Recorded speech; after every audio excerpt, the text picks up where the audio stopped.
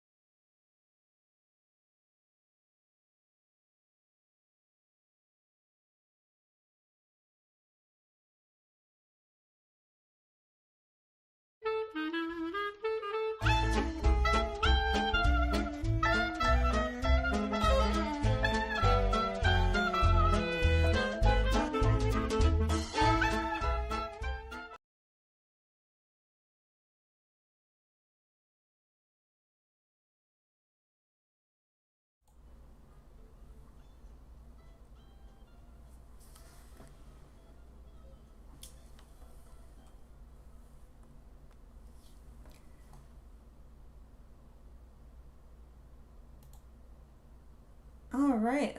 Actually, let's do side by side here and make sure my actual video comes up. Hi, I'm Rebecca. And I'm Lindsay, if my voice is back on. Yeah, and we seem to both. Yeah, we got both audio. It looks like, as far as I can tell, looking at here. And this is Ningyo Bingo, where we keep on collecting dolls. But somehow never win the game. Yeah, especially when you're going to Japan and your luggage is only so big. And sometimes your luggage decides to take a wander around Montreal before it can join you again. Yeah, well, Montreal, then Vienna. But A surprise visit to Vienna. oh my god. So, um, here we are again. Hey, Jay Louisa. Good morning or evening or afternoon, wherever in the world you may be. I forget what your locale is, but hello. Good to see you. Mm. Always So, lovely to see you pop up, Louisa, so it's always lovely. so, um, I always do this, and I have your video over there, and I want to look at your face, but like the things I need to look at are over here, and I It's can't. very hard to learn to look at the camera when you're actively talking because nothing is there. Nothing. Like I one of these days I'm gonna have everything where I need it so that it works right, but today's not that This might not be today. day. Today's not that day. So I went to Japan. I started this journey on October 3rd, and I ended this journey on October 18th. That's a long time to be traveling, especially abroad. So good on you, my guy. Yeah, it was a full 2 weeks plus some change, just so that we would, at least in getting there, we wouldn't be traveling on the weekend. And getting back, we traveled on a Friday. Um, so if I can just do this thing here, we're going to go to window capture. Aha, it's working. Wonderful. And the light from the sun is coming directly into my eyes, which means I'm illuminated perfectly. But it does mean there's some troubles otherwise. So, um, what this means is that when you travel to Japan, there's time zone shenanigans. And when It's you, about a full day ahead, depending on the time of year. uh, kind of sort of a full day ahead, it's like half a A day day. ahead. I meant to say half a day. Yeah, Oh so my god. it's either 11 Half to of a day. what this amounts to is that a lot of the time that Japan lives in the future, um, which is to say that they are occasionally a full date on the calendar ahead of us, but only by 11 to 12 12 hours. hours, depending on daylight savings, because they don't do daylight savings. So they are either or 11 Most or of the world 12. doesn't. We're kind of it. I had Yeah. to try to explain daylight savings time to a friend of mine in Japanese and had none of the vocab for it. So it I was a lot of me trying to gesticulate and go, it's the time goes forward. And she's like, what? I'm like, I don't know how else to say this. I would be just like Google Suru. グールしてください。してください。難しい。Today would be a very rude way of commanding someone to go Google something. 日本語で話せわかりませんだして、だけれど、Google するってください。してください。してください。Yeah. あ、あまり Um, 日本語で話せません、話せないから、Google してお願いします。basically, yeah, I cannot even pretend to begin to understand of how to describe daylights. I can barely explain it in English. I know it's a hard concept to be like, we just like, okay, like the time, because of daylight going away in the winter, we move our hours forward so that we are fully taking advantage of the full daylight hour span of time for a reason that no longer exists. Wait. Right? But how, overall, how would you rate your trip, my friend? Ah. Okay, the first 5 to 6 days were a solid C. Mm-hmm. Well, you had lost your luggage on the way. Yeah. And then the tail end of the trip was SS tier, I would say. Other than Once you were this, back on the schedule and didn't have to reschedule everything because you got delayed by a day. right, and a lot of things we were starting to be able to schedule a little earlier and things. Yeah, Jay Louisa has it right. Farming, which is also because of electric lights and everything. Even farming doesn't have to abide by daylights anymore. So, Mm-hmm. yeah. This That's was an idea of Benjamin Franklin, as many strange American things are. He was a weird guy. He's a wild gentleman, anyway. So, so going there, you like lose 12 hours, and Mm-hmm. It just evaporates until you go back. then I come back, and even though I had like what was it, a 10-hour or so flight plus another hour or so flight with 2 hours in between going through customs and everything like that, the cat let himself in. Okay, well, don't knock anything over, buddy. At least you're not going to be crying at the door anymore. Did you figure out how to use a doorknob or something, sir? While you were gone? Or did I just not secure that? You probably didn't secure it completely, because that door needs a little bit of a shove. Okay, baby. Come up. Anyway, so you lose time. Yeah, so on the way back, it's weird because even though I left 5 p.m. on the 18th, I then traveled like 12 to 13 hours, but then I arrived 9 p.m. on the 18th. And it was just like, which is how I had a whole day to attempt to readjust my internal schedule, but then also have one whole other day after failing to do that to to do a live stream, which Lindsay. So if we're a little scattered, good reasons. Yeah. So I have so many photos. I bet you are. So where do you want to be? I guess, do you want to try chronologically or through? Conveniently, the photos are chronological. So we'll use them as like our guide for the story. But what were some of your major goals for this trip? Shopping. What kind of shopping? Doll shopping, of course. The same thing we do every night, Pinky. Try to buy all the dolls in the world. Did you have any particular, like, I really want this that you had in mind? I knew I was going to get a smart, a Dolphy Dream choice. Right. Because you can do that by just walking to the store and you can walk out with it. And you can do that global member, I think even not as a non-global member, as long as you can. And you can do it tax-free, which is fun. No tariffs because you're from a different country. Which I think is weird, because if you're there drinking their water and taking part in their public facilities and public transportation, why not pay the tax? I don't know. it's something international laws that work on a larger scale, and then the smaller scale people benefit for once.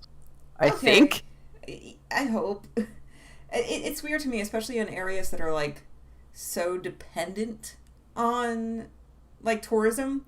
There's more, Hmm. like, especially small islands and stuff like There is definitely like an issue to be addressed in the lack of like because duty free is a thing where you can go places and certain shops won't charge you the local base tax, which is I think up to 8% now. It used to be yeah, 5.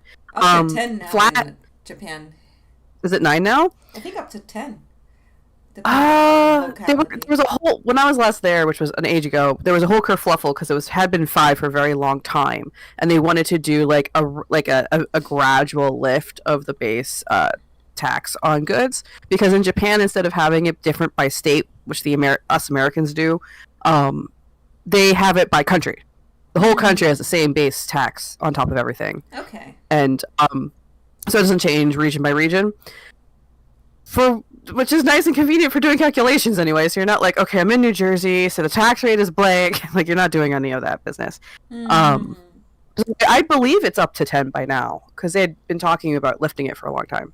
So so how did we get to tax free? I forget. But Because we were talking about you went to get the Decord, the right, Dolphy Dream decord, choice. You right. didn't have to do any So tax on top, so so I you wanted to got a do ten that. percent discount. I wanted to do that. I wanted to be on the lookout for a used resin doll that would be fun in my family and fit in. Mm-hmm. Um, I wanted to get a Lika doll from Lika Castle, Lika Tiny Castle. I forget exactly its name and whatever, Me too. but that one, and um, and maybe like a Daruma or something. And that was my plan. Yes, those were like Um, your main goal points outside of the places you're going to go. right. So so here I am, day 1 0 time travel. Who knows what the hell? It gets a little bit more clear after I get to Japan as far as days are concerned. Bright eyed, bushy tailed, to the airport 3 hours early, much earlier than anyone really needs to be at an airport. Um, with all my patches sewn onto my jacket because I needed to do something with my hands the day prior because there was no other preparation to do, and if I did nothing, I would have gone insane. I needed to feel like I was in control of some part of the situation, which proved to be entirely meaningless. Um, number one, I would say meaningless exactly. Number one, the dead center of my forehead there, you can see the zit that had been plaguing me the past week, despite everything. I even tried those like new zit Oh, the I know stickers. the ones you're talking about, where you just like pop them on. They have like the higher, the that thing Yeah, and they that have like helps. stars and stickers, and they're kind of like, it's kind of nice because instead of somebody being like, ew, you got a zit, it's like, oh, look at your cute sticker. And it's kind of like, it's like, yes, I have one, and I'm going to show it because it's normal. And look, I'm being cute about it, which is a little nicer socially, I think. I don't hate that. I don't hate I it. think it's a better approach to a problem that you can't actually solve. Like trying to hide it doesn't actually really work. So you might as well be like, "Yeah, I got it. I made it pretty." So we get So there, you get patched up. and it's a tiny trip from Like, what was the Philly, intended route before we Philly, find out how it all went Philly, wrong? Philly to Montreal, Montreal to Narita, Tokyo, There Japan. was supposed to be 2 flights Right. The first one is a stopping in little Canada. pond skipper tiny boy. So first thing happens that because it's a little pond skipper tiny boy is that their overhead compartments are tiny. Mm-hmm. So my luggage that has in almost every other case other than the one time I came back from Texas and stuffed it to the gills fit in the overhead compartment. They're like, nah, that's not going to work. You have to chuck your Mm. baggage at the gate. Okay, so I do that, and I've done that at least once before, and it came back to me. Granted, that was a direct flight, so I'm like, okay, all right, I got a luggage tag on it, and I made sure to make all my things have luggage tags on them. So here You we were a go, smart cookie about it. checking my luggage at the gate. About 15 minutes after that, they say, well, there's going to be a delay in this flight. Mm-hmm. at least a 30-minute delay because someone left the light on at Air Canada. It's the What? it's the first flight of the day. Uh-huh. There should be nothing that delays this flight, and other than stupidity. Well, We found the guess what? stupidity. We found the problem that we trusted something, and the worst thing to trust is humans not doing something silly. Especially in Philadelphia airport, apparently. Mm, yeah. So, so we only had about an hour between the flights. Right. And that was cutting it close already. And the reason we did that was just because we didn't want to be sticking around an airport too damn long. Well, apparently that was a terrible idea for connecting flights, especially for connecting to an international flight. So it's delayed 30 minutes to the point where in Philadelphia formed this wonderful lady who apparently had a sore throat and was going through shit and was in a hell of a grumpy mood. I am certain. They started to reschedule everybody. And our flight, they're like, everybody that has connecting flights, come up here first for rescheduling. So our plan then became from our plane to Montreal, Montreal to Vienna, Vienna to Japan. Okay. Over the course of about 30 hours, including 2 layovers, each between 3 to 4 hours on each country's soil. I would say soil a little bit harder, except you can't go anywhere because that's not even long enough to go to a hotel and sleep. It's just enough to just walk out and be like, hey, we're here, and then you have to leave. Yeah. Now, we had checked luggage, me at the rest to myself because of the tiny plane being tiny. Would I ride Air Canada again? Never on one of those tiny planes. Would I ride it again if I could get a direct flight? The direct flight back was okay. Did I have better experiences in other planes in my past? Yes. So, will never be my first choice ever again. So, they had just checked my luggage. So then when they rescheduled us, they had to then print out a new luggage tag to run down to the tarmac to re-tag my luggage. Oh, that's where the trouble began. I'm betting they never re-tagged it, but I don't even know. I download the app, it's not showing up. I have air tags and everything, including inside the chest of one of my dolls. Frankly, this is a great argument for why air tags are great. Yeah. So it gets to the point where they're like, let's start loading zones, da-da-da. And then the gal that's kind of the manager gal that's in the front of all this, she's like, nah, everybody up here, we're getting on the plane. Just zones went out the window, class went out the window. It was like, we're loading this bitch and get out of here. Philly style, go. Anarchy, get on the plane. Put your shit away. Get seated, and we're getting this fucker in the air. That was the lady who was done. Oh my god, I have never seen that before, but it was amusing to just see the class. Everybody did it quite well. It actually almost worked better.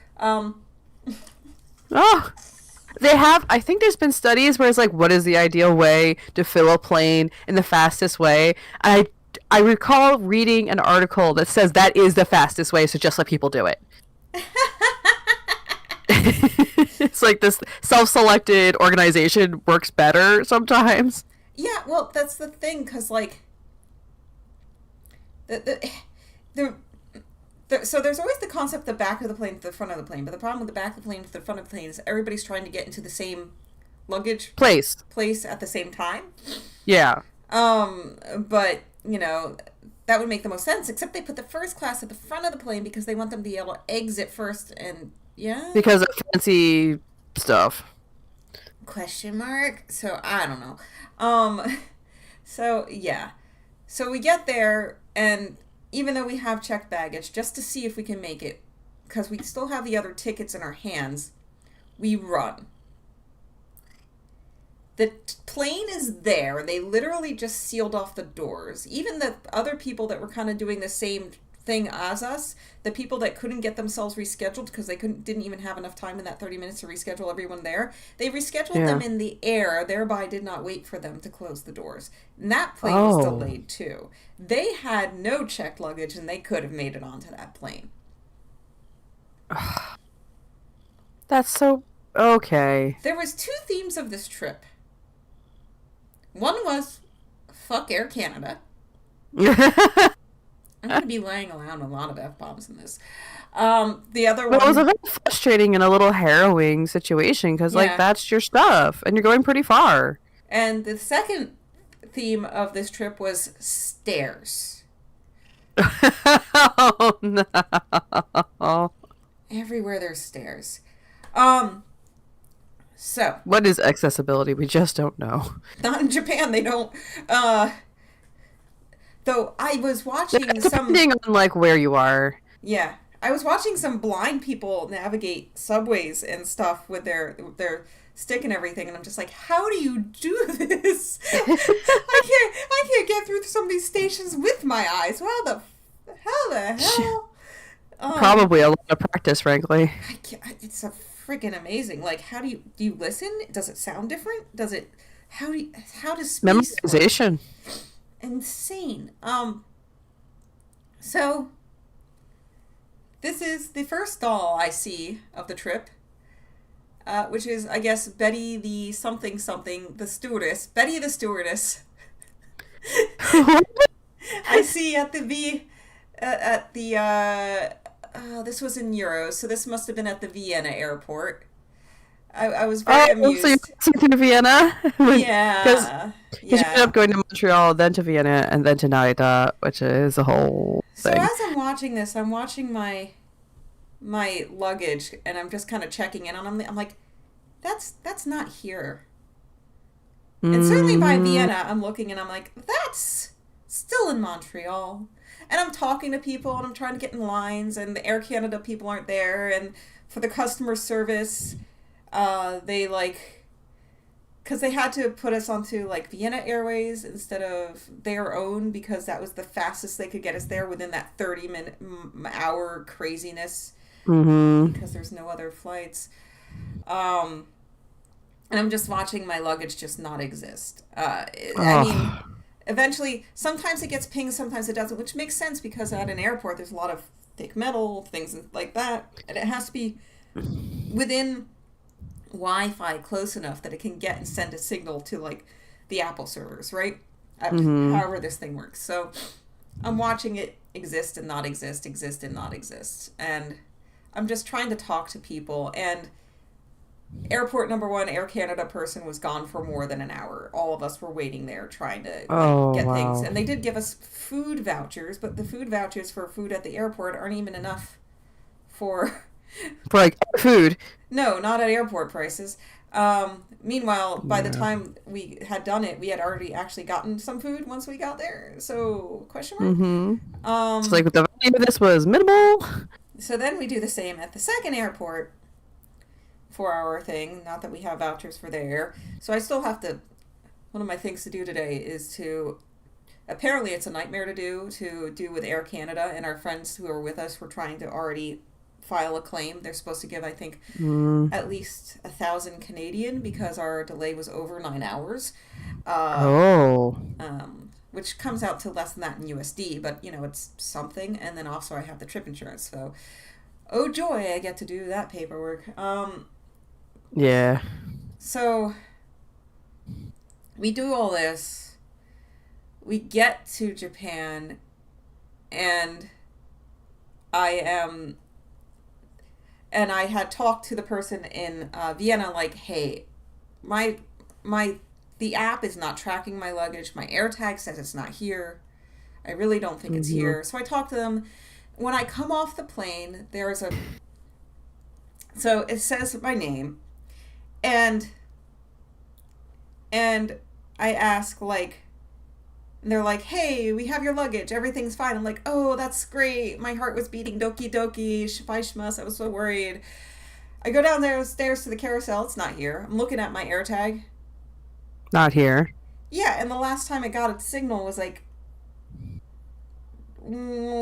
3 hours ago, which was closer than the amount of time that the entire flight took. So it was obvious that it wasn't on the flight with me.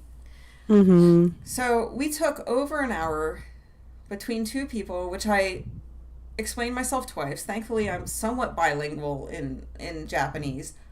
You were able to at least communicate what the situation Yeah, was, yeah, I which was is able to pretty communicate in cool. two languages, and then they could say things, and I would kind of fill in gaps and things. I sorted through. I didn't take a picture. Take a picture of your luggage, guys, before you check it. Take a picture of your Mm. luggage. Any luggage you check, take a Do picture you of mean it. the outside or the insides are you talking about? The outside so they can easily identify it if it gets lost. Because Mm. colors are hard to describe. My And shapes luggage and is like in between a pink and a purple. Like this thing is kind of sort of the color of the luggage. Would I call that truly a purple? No. Would I call that truly a pink? Also, no. They have a color chart. It can't describe it. So I'm sorting through and I remember, yes, I remember taking a picture of my luggage because it was in the way of the photo and then I had to move it during my vacation to Maine. So I find that picture, favorite the picture, screenshot the picture so it's on top. They take a picture of my phone with their tablet. We fill it all out. And I mean, at least at this point, as is usually the case, I find once you reach Japanese customer service expectations, everything's better. so here's the other things that They're at is least nice. trying. If it wasn't for Takubin and the Hmm. capability of Japan to ship its luggage to you, I would have never gotten that luggage. The other thing that was a godsend was that I had created a full paper itinerary of every place I was Hmm. staying with the dates that I was staying and the check-in times and check-out times and phone numbers of each of the locales. I Yep. basically just handed these sheets to them and they made copies. I have before. I haven't done a lot of travel, but when I was going there for a more permanent amount of time, I wrote the addresses of where I was going and put them inside my bags, even just in Yeah, case. yeah, and Darren recommended putting your address, phone number, etc. inside. Google Voice Hmm. was good and bad. I was able to do text and things via data only because the Sims in Japan you basically either pay a lot of money, you can do phone calls and only have a little bit of data, or you can have the amount of data you really need to get around and take a million photos, which I was going to do, um, Hmm. and uh, and doing that. But so in this luggage, of course, because I was like, oh shit, you know what? I should make sure I at least put one amount of clothing in my from my luggage into my day bag. Hmm. I put Melfina, the Cortex doll, the very hard to replace, not made anymore Cortex doll, because I was bringing two dolls with me. I was bringing Melfina, so because I was planning on going to the Smart Doll store, and I was bringing Hmm. Maya because I was planning to go to Volk's stores and have fun with that. For those who don't know, Maya is Becca's full choice system. D- Yeah, I don't remember what they call it anymore. MSDF Yeah, 21 that I MSD. bought I want to say 16. meaty really bad. I'm like, that's not what it's called. It's called that now. Um, uh, Exactly. that I bought 16 years ago. Hmm. So in addition, there was also my hand sewn Nuimo because I knew I was going to Disney Sea, Hmm. and my heart's just like, I have the air tag on it. If nothing else, I have the air tag on it. Yeah. So there was that, and we had our friends go ahead because they had to get their larger luggages tacky bean to the hotels and whatnot. Hmm. Meanwhile, we just sat there, and after being in airports and airplanes for 30 hours, that extra hour, like, I like the bitterness of an IPA or a Negroni. I have even just chewed on orange peel because of the delightful bitterness, acridness that it provides.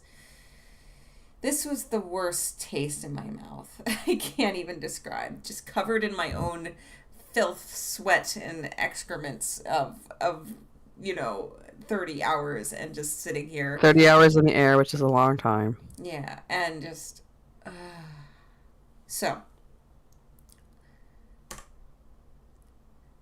first day, we get to go to Meiji Shrine.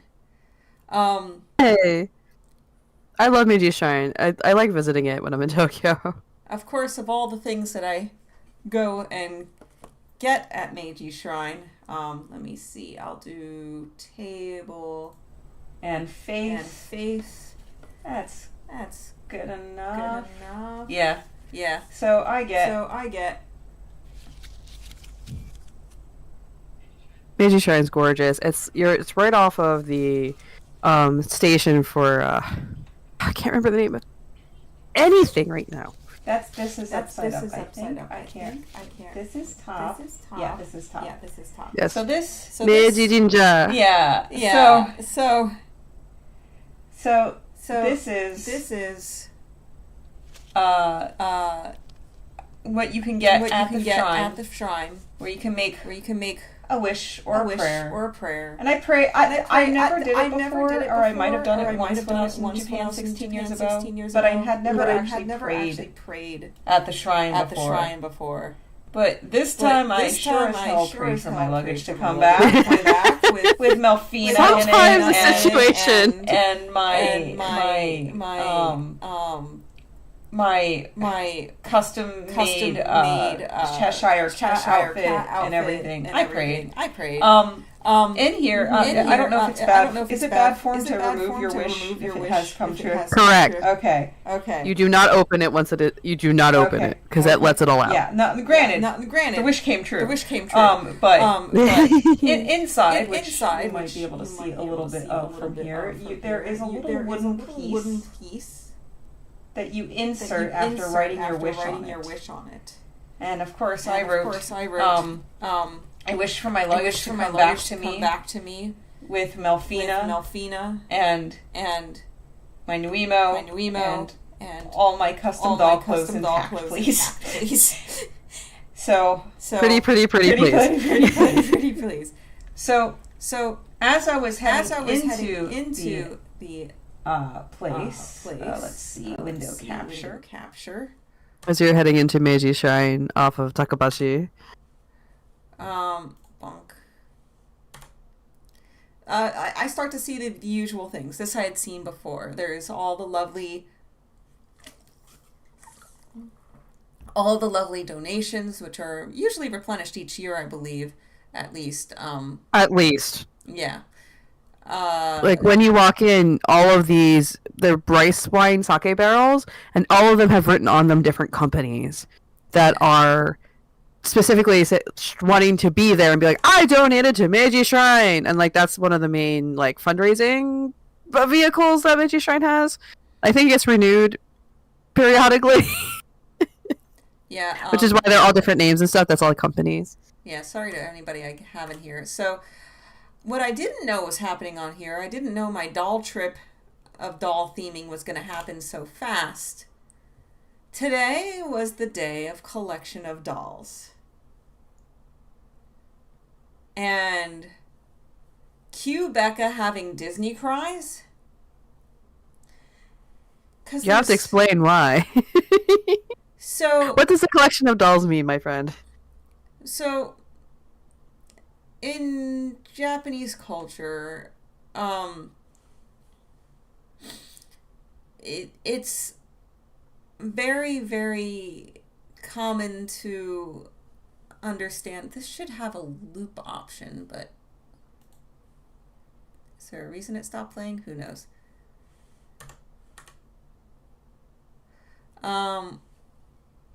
There's kind of a common understanding that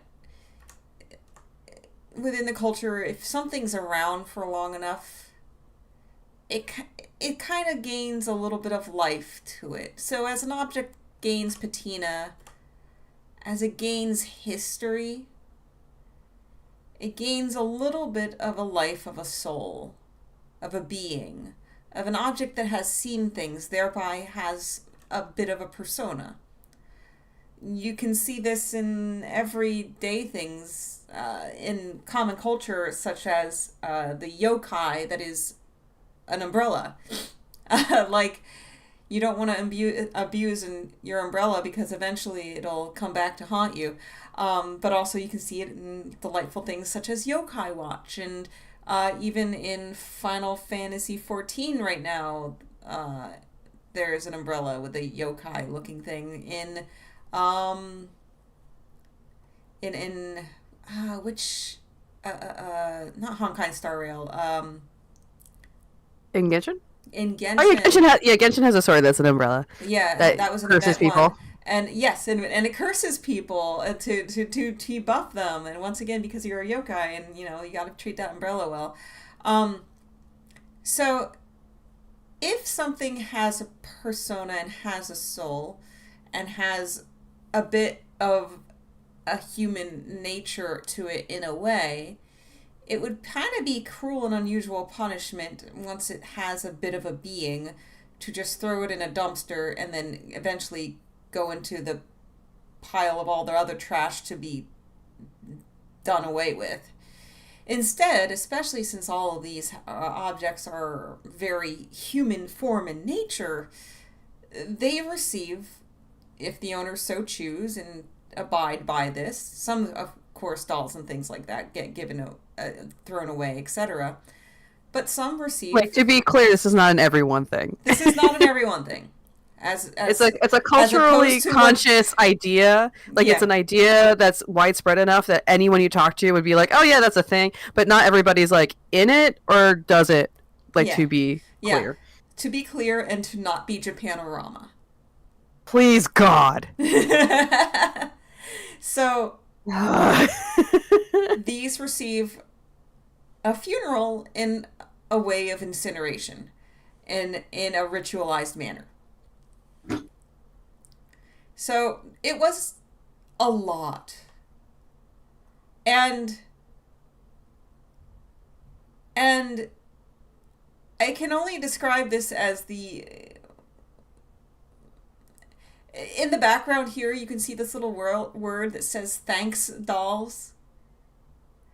And there was so many of all ages. There's Duffies, there's Barbies, there's Kokeshi, there's really ancient dolls, and I'm just looking at them all, I'm like, just give me 10 to take home, please. You basically wanted the Price is Right moment where they're like, okay, you have 10 minutes, you can fill the shopping cart. Oh my God, I would just... The Kokeshi in particular are something that you deeply involve yourself with. I would clothesline that thing right on down the line. I would. I know, it would be so Not easy. Not that I have room for everybody, but I would find them homes. What is Look at the line of the Duffy ones. That is and there's also This is the open casket viewing. This is their last spectacle before their end.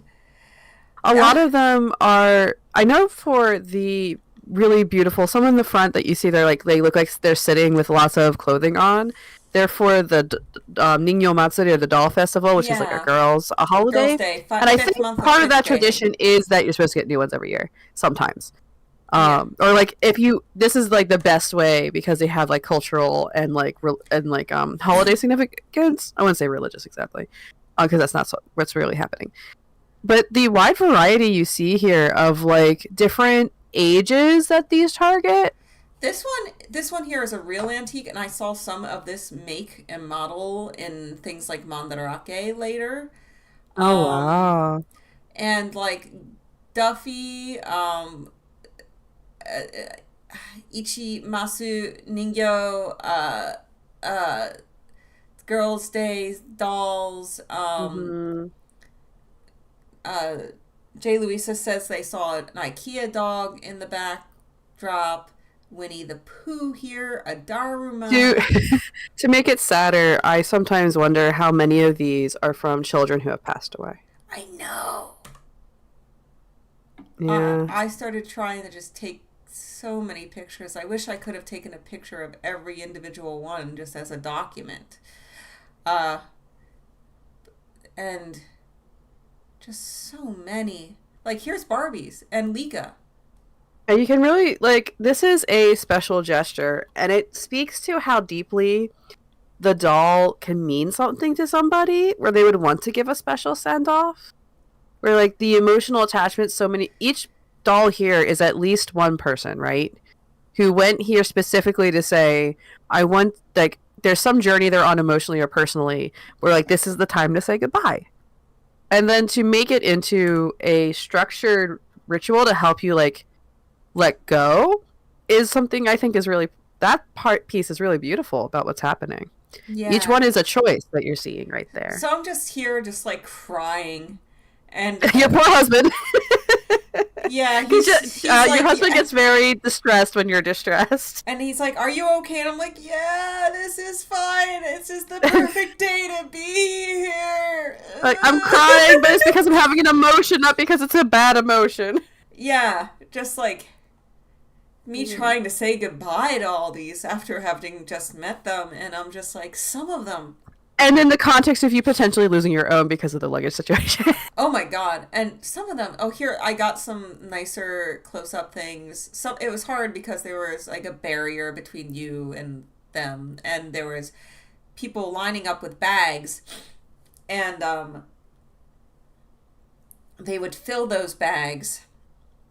And then the attendants would bring them out and display them. It's very methodical how each one is displayed facing the audience. Here's an example of the attendants helping. And right here on this person's arm is the word ningyo. Because I can spot that a mile away. This one I would take home in a second. Absolutely gorgeous, amazing girl. Just like so many. Some that I'll never be able to identify, but like the cool male ones as well for the Boys' Day.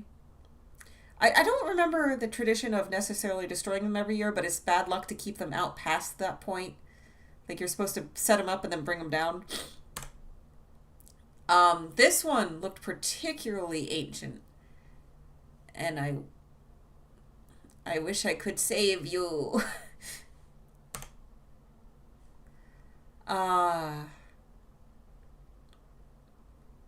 Perhaps a bit of irony. Fire extinguisher right next to all of the dolls destined to be burned. Lindsay, your audio died? Oh no. Here we are. Okay, sorry. Were you saying anything in the middle of that? I don't know. I was saying, like, it's the hard part is to respect that someone made a choice about this, even though it has a value to you, it has a different value to someone else. Yeah, because for them, it's part of their life, it's part of their story, and this doll has had their beginning and end. And it doesn't just because it has a historical context doesn't mean that historical context trumps the meaning of that doll for that family and the need for that doll to have an end. So here is a shrine to wish for good health, marriage, child, etc. And just beyond that... They do often go together. Just beyond that is the area where the main shrine is, where I sent up some prayers. Here is an examples of all the bags left out and them trying to set up everything with all the dolls in them.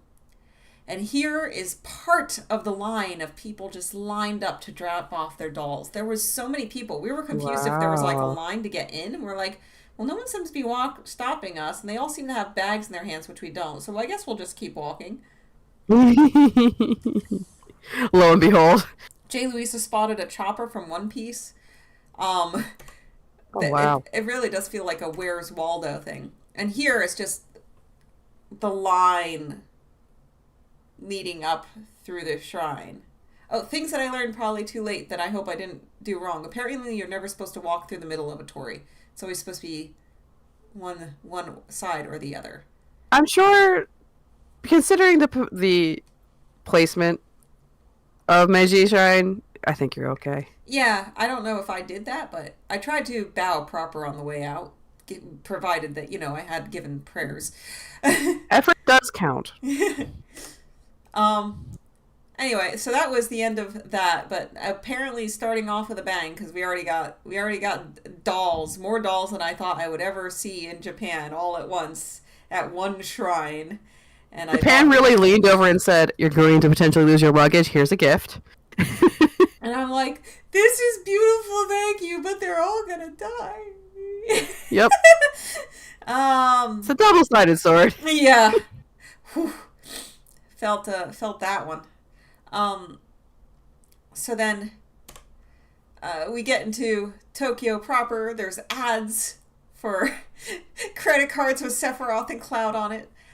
Which, can we have that here, Square Enix? Visa? Can I have Cloud on my card, please? Why can't I have this? Just another fun dorky thing. There was Shot Bar Cantina. Who shot first? I'm not sure, but when you zoom in, you can see that is indeed a little Death Star right there, which is a lovely little detail. This is still sharing with you, right? Properly? Yes. Very good. And then we get to... Oh, I love those outfits. Those outfits are so fucking cute. No, there's other things happening in between here. Like, I had lost one full day, and I was supposed to do the Harajuku and Tenshi no Mato and Dolitaria, but I didn't get to do that. And I was supposed to use that whole first day to kind of meet up with Ashmore, and we were supposed to go to Ghibli Museum in the evening. Didn't get to do that. Well, thankfully, our day to meet Ashmore, it was supposed to be they were going to meet their friend, and we were going to meet my friend, Ashmore. I keep doing this. I need to start calling him by his first name. I know. Both of us are so used to referring to... what is it? Darren. Yeah, I'll figure it out. That's like one of my things I'll figure out this year. I did find Cloud. I found Cloud several times. It's like a Where's Waldo, but prettier. Yes.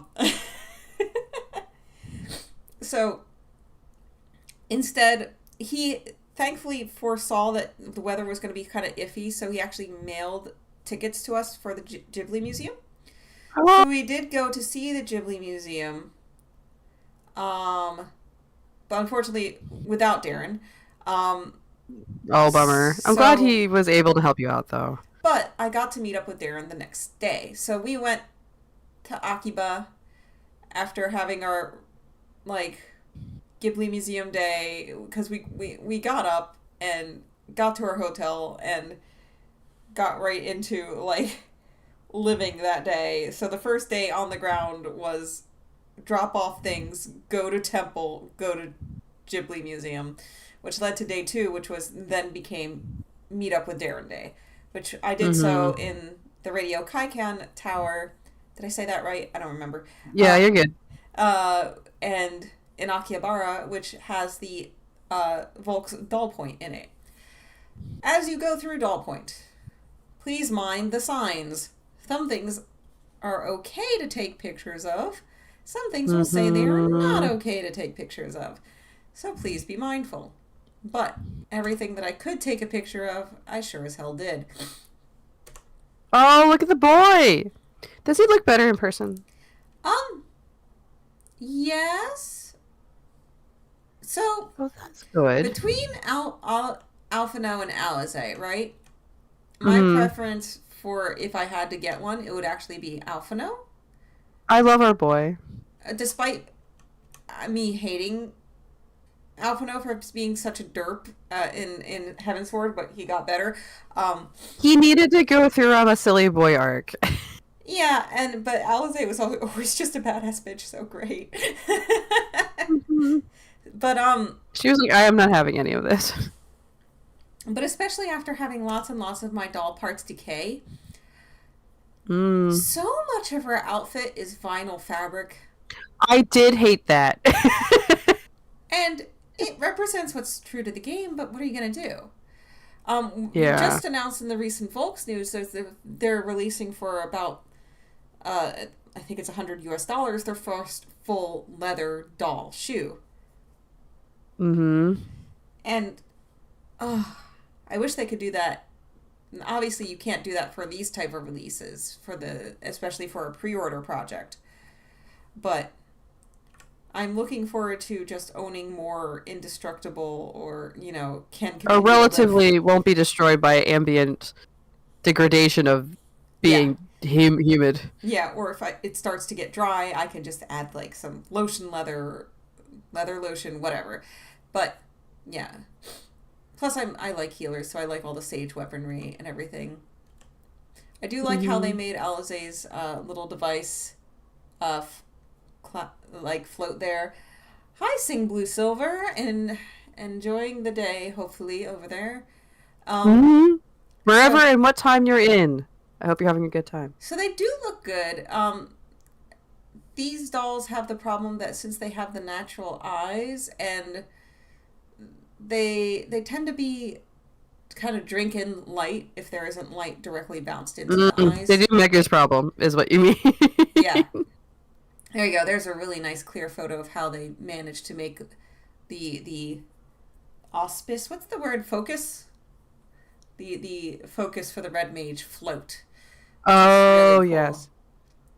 That is the pieces of their outfits that remind me of their Zokemura stuff, which is like the garage kit stuff. And they do put together mecha stuff as well. You can see that stuff, that technology and engineering prowess that they have here in how they handled the bits. And the bits are the most impressive part. And they're hard, the hard bits of the outfit, and perhaps the literal bits of this, if we're talking in Gundam terms.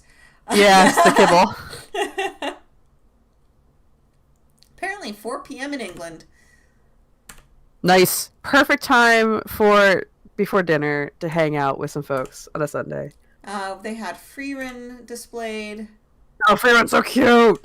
I actually mimicked how Freerin has the darker outline on the eyebrows when I was painting Button.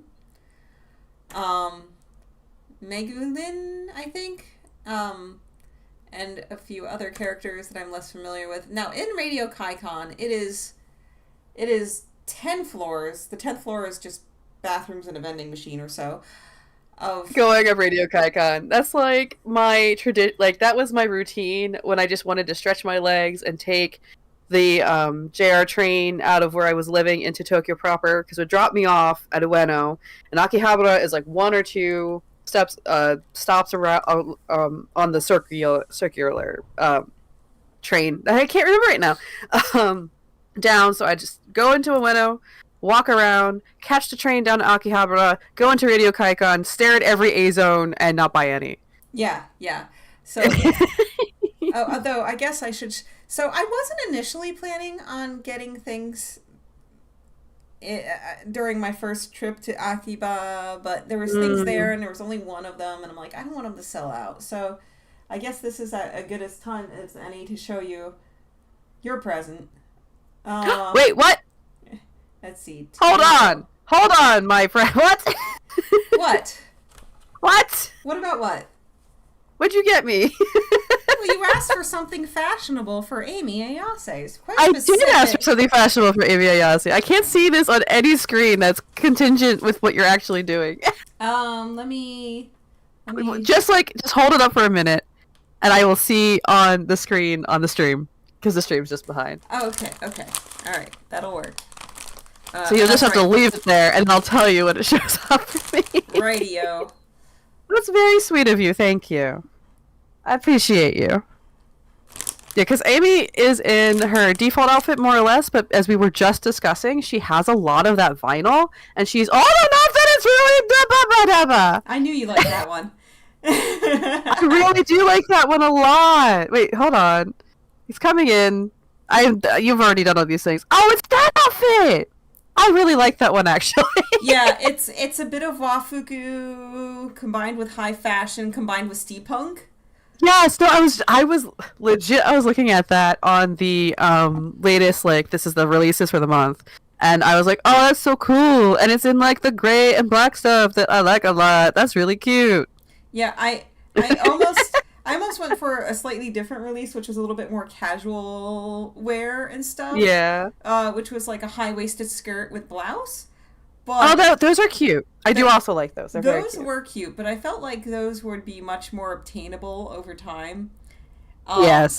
and I literally I was like weird flipping through the things and I saw this one. I'm like, actually, one moment, and I put the other two back to grab this one. My spirit possessed you. One moment, there's a better choice here. That is extremely kind of you. Thank you so much. I really So, appreciate that. this is your high fashion outfit for Amy, who, by the She needs way, she needs to be dressed again because she's in like hodgepodge right now. Shizu-san is now pining for Amy. Really? Yeah, which is I've ruined him. it's very, very funny to me. I'm so pleased. See, look, we've had this saga for a long time. Sing Blue Silver, if you're not familiar with the saga of me and Amy Ayase, which is a very specific folks release. I was in Japan a long time ago when Amy Ayase was released for, I think, her third time. And it was like, I'll just try. I happen to have the money. I'll just go to the doll event. I can't remember the name of anything. To the Volks doll event. I'll go in and like I'll do the process of going in for a limited just to do it. And it happened to be a certain release of Emi Ayase. And I didn't get in because there's like a million people and like 500 of her. And my number was like 762. It wasn't going to happen. So ever since, we've been like, she's the one that got away. And Becca has found her secondhand for me. So that's like the saga has almost ended. But now Shizu-san has to take up the torch. It's his problem now. Is it a torch? Is it a curse? Is it an albatross? Can you I don't know. Can you only be free by cursing someone else? Apparently. Well, what happened is Shizu-san, when he saw her in person, which is what happens with Volks dolls, you don't know you like them, and then you see them in person, and you're like, oh no, there's really good though. When he saw her in person, he had a whole reaction too. So I was like, oh, you do like Volks style dolls, don't you? You just didn't know the SD16s existed. He said this phrasing on his live stream like a day or two ago, and I laughed out loud. He's like, yeah. I would love, because Amy is one of the dolls that they're releasing right now for the online Best of the Best selection. Oh, is she? I hadn't noticed it. Yeah, it's one of the other versions, I think, than the one you have. I think it might be the original because I have the autumn, fall, and there's a spring summer version to like go with fashion styles. Her first version was spring summer. Yeah, so he phrased it as he wants to pop his resin cherry on the Belle that they hopefully will release. I know he wants Belle, but what if he got a warm-up? What if he got the first base first before popping his resin cherry? What if it was just, you know what, the rules of engagement are so wibble-wobble, it doesn't even matter. I do feel like for people that are used to the Dolphy Dream and everything, SD16s are very approachable. Yes, because I agree. They're around the same dimensions and stuff, and the clothes are cross-compatible easily. As are shoes and everything else. It's really easy to take your like collection of accessories and move them into that scale and shape. For sure. So like, and also the proportions are like, if you're drawn to the aesthetic of Smart Doll and Dolphin Dream, they are closest to the SD16 in terms of size and like proportions. So back to Radio Kaikon. Sing Blue Silver said they bought a super old Volks a few months ago. And I wonder how old is your super old? Tell who you have. We love to hear about these things. And yes, Sing Blue Silver, it is inevitable that Shizu-san will get a resin. It's just a matter of time to see if who gets them. Volks releases a Belle. Oh. I love how much he enjoys. And it's when they will release the Belle, and if it's going to be a pre-order or a lottery or question mark. I wonder. Sometimes they do them as the auction at the Disney thing. They only did that once. technically. That's true. They did that with the who was it? Was that Cinderella? It was actually Belle. Or Snow? It was Belle. That's right. It was the a original custom Belle, yeah. But they released Belle's shoes, which implies that they might be part of this whole line. Yes. But so A-Zone has a shop in Radio Kaikan as well. One of these 10 floors here. I love A-Zone. They're all just tiny and cute. I have some now. And then, and then of course, here's more Cloud. Many clouds. Because there's bunch of other stores in Radio Kaikan if you're a collector of different things. There's also... Did you... this is super off topic. Did you go into the RPG store? RPG store? Section. There's a whole... I don't know. It's the Old Submarine somewhere else. But there's a whole floor that's half something. But there's like a good quarter of that floor that is Japanese RPGs. I did see by which I mean tabletop. I did see it, but I didn't pay too much mind because it wasn't on my list of things to buy, and certainly fine. if I didn't see, he was on my list of things to buy, but by the time I came back to Tokyo, I was over budget. Yes, well, fair, very fair. I was within spending budget, but I was no longer having enough remaining for this, in addition to my other things. Fair. On the outside of Dollyteria, I believe it was the Dollyteria. Yep, because of Closet Child. There was this doll Mordalia holding a smaller doll, which was just very fabulous. It was very cute. So there is 3 doll shops all in this one place. There is a Volks on the 8th floor, and then on the 5th, I think, and 6th floors, we have Dollyteria and A-Zone, which is very fun. Oh, and Dolk. Dolk is there too, which I got new eyes from. Ooh, what eyes you get? I'll show you. Other things. Actually, why don't I show you now? We'll do... Since we're talking about it, sort of where we are chronologically. Right, we'll do... Let's see... Big local center... No. Table and face... Sure. My camera isn't showing up on the bottom here, but I'm not caring. So, it'll be a little bit of a sneak preview for later as well, but... Oh yeah, I'll have to wait for your camera to catch up. I'm only sharing, instead of my full video with Lindsay, just the one window with the slideshow. But, that way I can at least react in time. Yeah, to the slideshow, because otherwise... While you're getting that ready, Sing Blue Silver mentioned that they bought a School B head and SD10 body, which is a very cute combination. It's a very nice old school combination, too. Yes. The school heads were, like, super desirable because there was a period when we had fewer choices and they were, like, more obtainable than the full choice system. Yeah, so they were super hot. And they were kind of close to White Cat Chris and Black Cat Lucas. Yes. And they were some of the more male faces available that were readily available. They weren't making older guys at that. Yeah. I think they were doing the SDs or the SDMs. And there was like, I forget, it was like Yo was a boy that was available, and like Mark was a boy that was readily available, but they didn't have particularly masculine faces, and they were very exaggerated. So if it has the video caught up for you. Oh, she's pretty. So she has... I love those purple eyes in her. Yeah, they're a lovely purple. And let me see if I can get her closer to the camera. I love that mask, and I love that whole outfit. I keep looking at that outfit every time Vox releases something. It's a very good outfit. We'll wait for that to come in. So these are her brand new glass eyes. They almost fit the eye wells perfectly, but it's perfect enough that I don't care. I did have a pair of acrylics in there, but I like these. They capture the light a lot more. I've always liked the acrylics because they were nice, and her original default eyes that I bought with the FCS were dark purple because they were exclusive, but man, I've never liked them because they just become black inkwells. They just sink. These are so much more bright and lifelike. So this is her fun, beautiful face.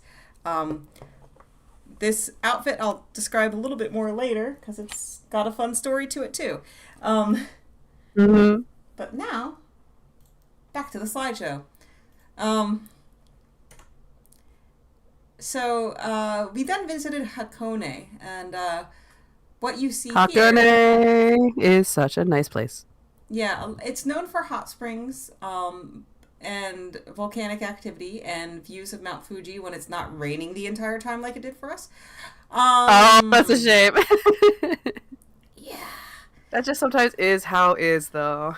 The upside downside is we were spending our time at a wonderful ryokan, and our rooms had private onsen. So we, as people with partners that were the opposite sexes of us, were able to spend time in the onsen with our opposite sex partners.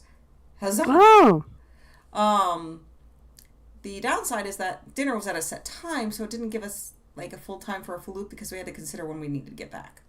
Yeah. Another thing that Hakone is known for is this woodcraft, which is they layer all this wood together and then they make a veneer out of it and use it to inlay. I did, in fact, get one of those kokeshi on the right. It wasn't literally until yesterday when I was putting everything away that I realized it is a toothpick holder as well as a kokeshi. I don't know. That's really delightful. I love that. I don't know if both of them are that, but this one is the one that's more of a tube. But I wanted the one that was more of a tube because it had more of the woodwork displayed. So, okay, all right. And I'm like, cool, score, 1 kokeshi, down. Wait, let me see. No, not. I'm trying to read their labels to see if you're right. Yeah. But I think they both might be toothpick holders. Very, very probable. Like, yeah. I did end up getting one other kokeshi, because at the temple near where we were staying when we were walking back the one day to get to Ashmore, there was a temple that was selling things, and I got fabric, kimono fabric, silk, and I got a kokeshi that was kind of more of a sort of traditionally one. So that was fun too. So I came home with 2 kokeshi. Also being sold. So far we have hit at least one of your goals. Kokeshi acquired. Kokeshi acquired, which was one of the things I did want to get. I was pleased. I did it twice. Once because I couldn't resist the Hakone woodwork, and the other one is just I can't resist reclaiming dolls from secondhand, and there was all sorts of delightful secondhand things. Here is the first instance of the Japanese doll. Just Japanese doll. Nihon Ningyo. It's a very tourist facing. Yeah, it really is. I mean, they're interesting, but I don't feel like they're anything different than what you would get in the States produced by China. And I didn't dare to look, but these very possibly could have been produced in China. Prices on them as I went throughout the country varied in price. There was places where I was staying near Akiba. I was kind of staying at the train stop between Akiba and Ningyocho. Oh, yes. And there was actually a few places there with shops, but I didn't have time to visit them, nor did I have money to buy anything if I had gone in. Maybe next time, Gadget. But yeah, I definitely want to visit more of those things next time. And then finally, on my last full day of Hakone, my luggage returned, complete and intact. Oh. Other than the luggage tag, which looked like, as Darren put it, a rancor had eaten it. And I said, well, if a rancor ate it, well, that would certainly explain the delay. Had to go through the whole digestive process before they could get it back out. Right. Hakone also, if you did not know, is the place setting for Neon Genesis and Evangelion. Really? I hadn't realized that connection. So as you go throughout Hakone, there's actually Hakone and Evangelion specific prints and things were hot springs and things having to do with Hakone, including like the woodcraft and everything, is combined with Evangelion on a single piece of actual branded merchandise. Oh, damn. That being said, at this store, I personally am not that huge of an Eva fan, nor did I ever really watch it in a context beginning to end. But I did delight in the fact that this ray at the beginning of the building is basically one huge doll, complete with jointed knees. Oh, that's very interesting. I was not trying to do an up the shirt, Scott. I just wanted to prove that this was also doll. Another doll spotted. Japan, land of dolls. Also had antique kokeshi here with more of those beautiful woodworks. The woodwork. We might need to go a little faster through things. Okay. Because we're already at 11:25. Yeah, I'll go faster. I mean, yeah. Not that I do not want to rush you in any way. I just wanted to make you aware of time passing. No problem. There was this very weird Cupid doll with tattoos. Like, I love the Yakuza energy. Tattoos. There was tiny ones you could get, and I'm like, I wonder what the connection is to Hakone.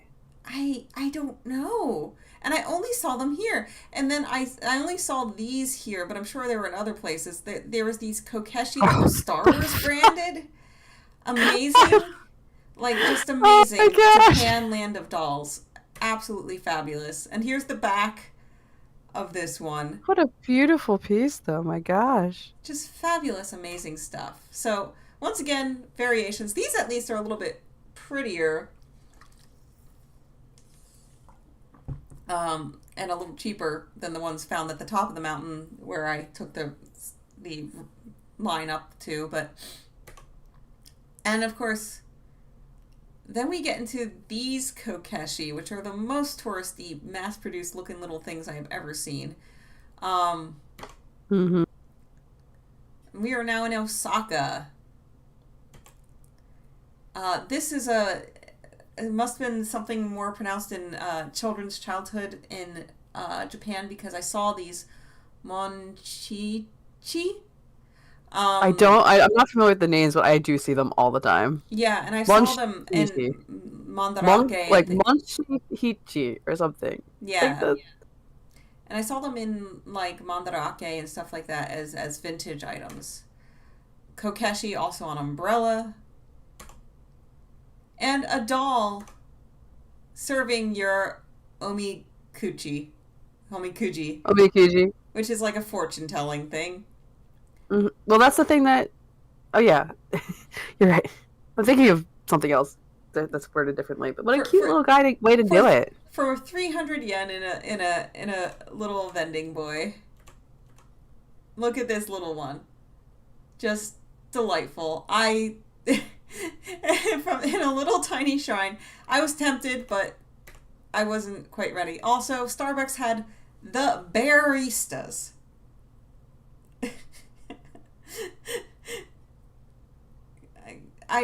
The pun. Oh, Lindsay, your sound again. I don't know why your sound came.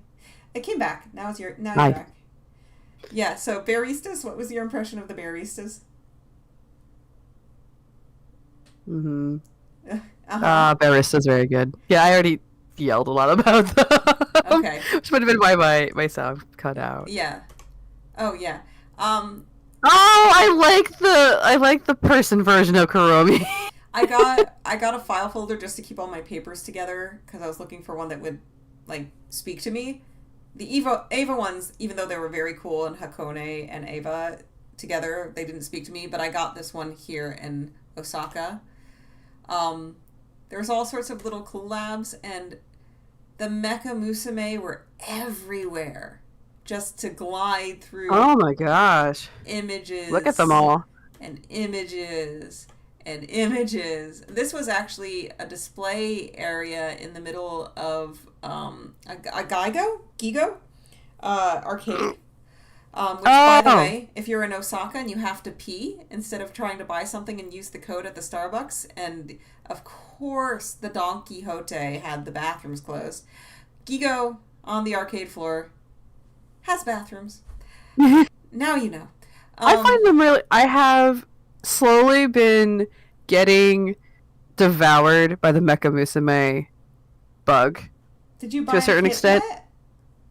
I have. Well, as a side note, I brought her down here because what happened is that there's something called 30-minute sisters, which are relatively straightforward but really nicely designed kits. And Becca, you and I think a bunch of other folks were like at a convention and you bought one, like put one together right there, right? Yeah.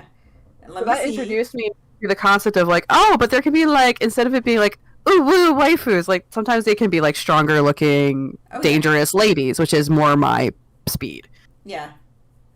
So oh, yeah. Oh, she looked good. She looks so good, and they're all modular, and well, I won't go into it now because it'll distract us, but this happened, and I'm like, oh, I actually really enjoyed doing it, and did it.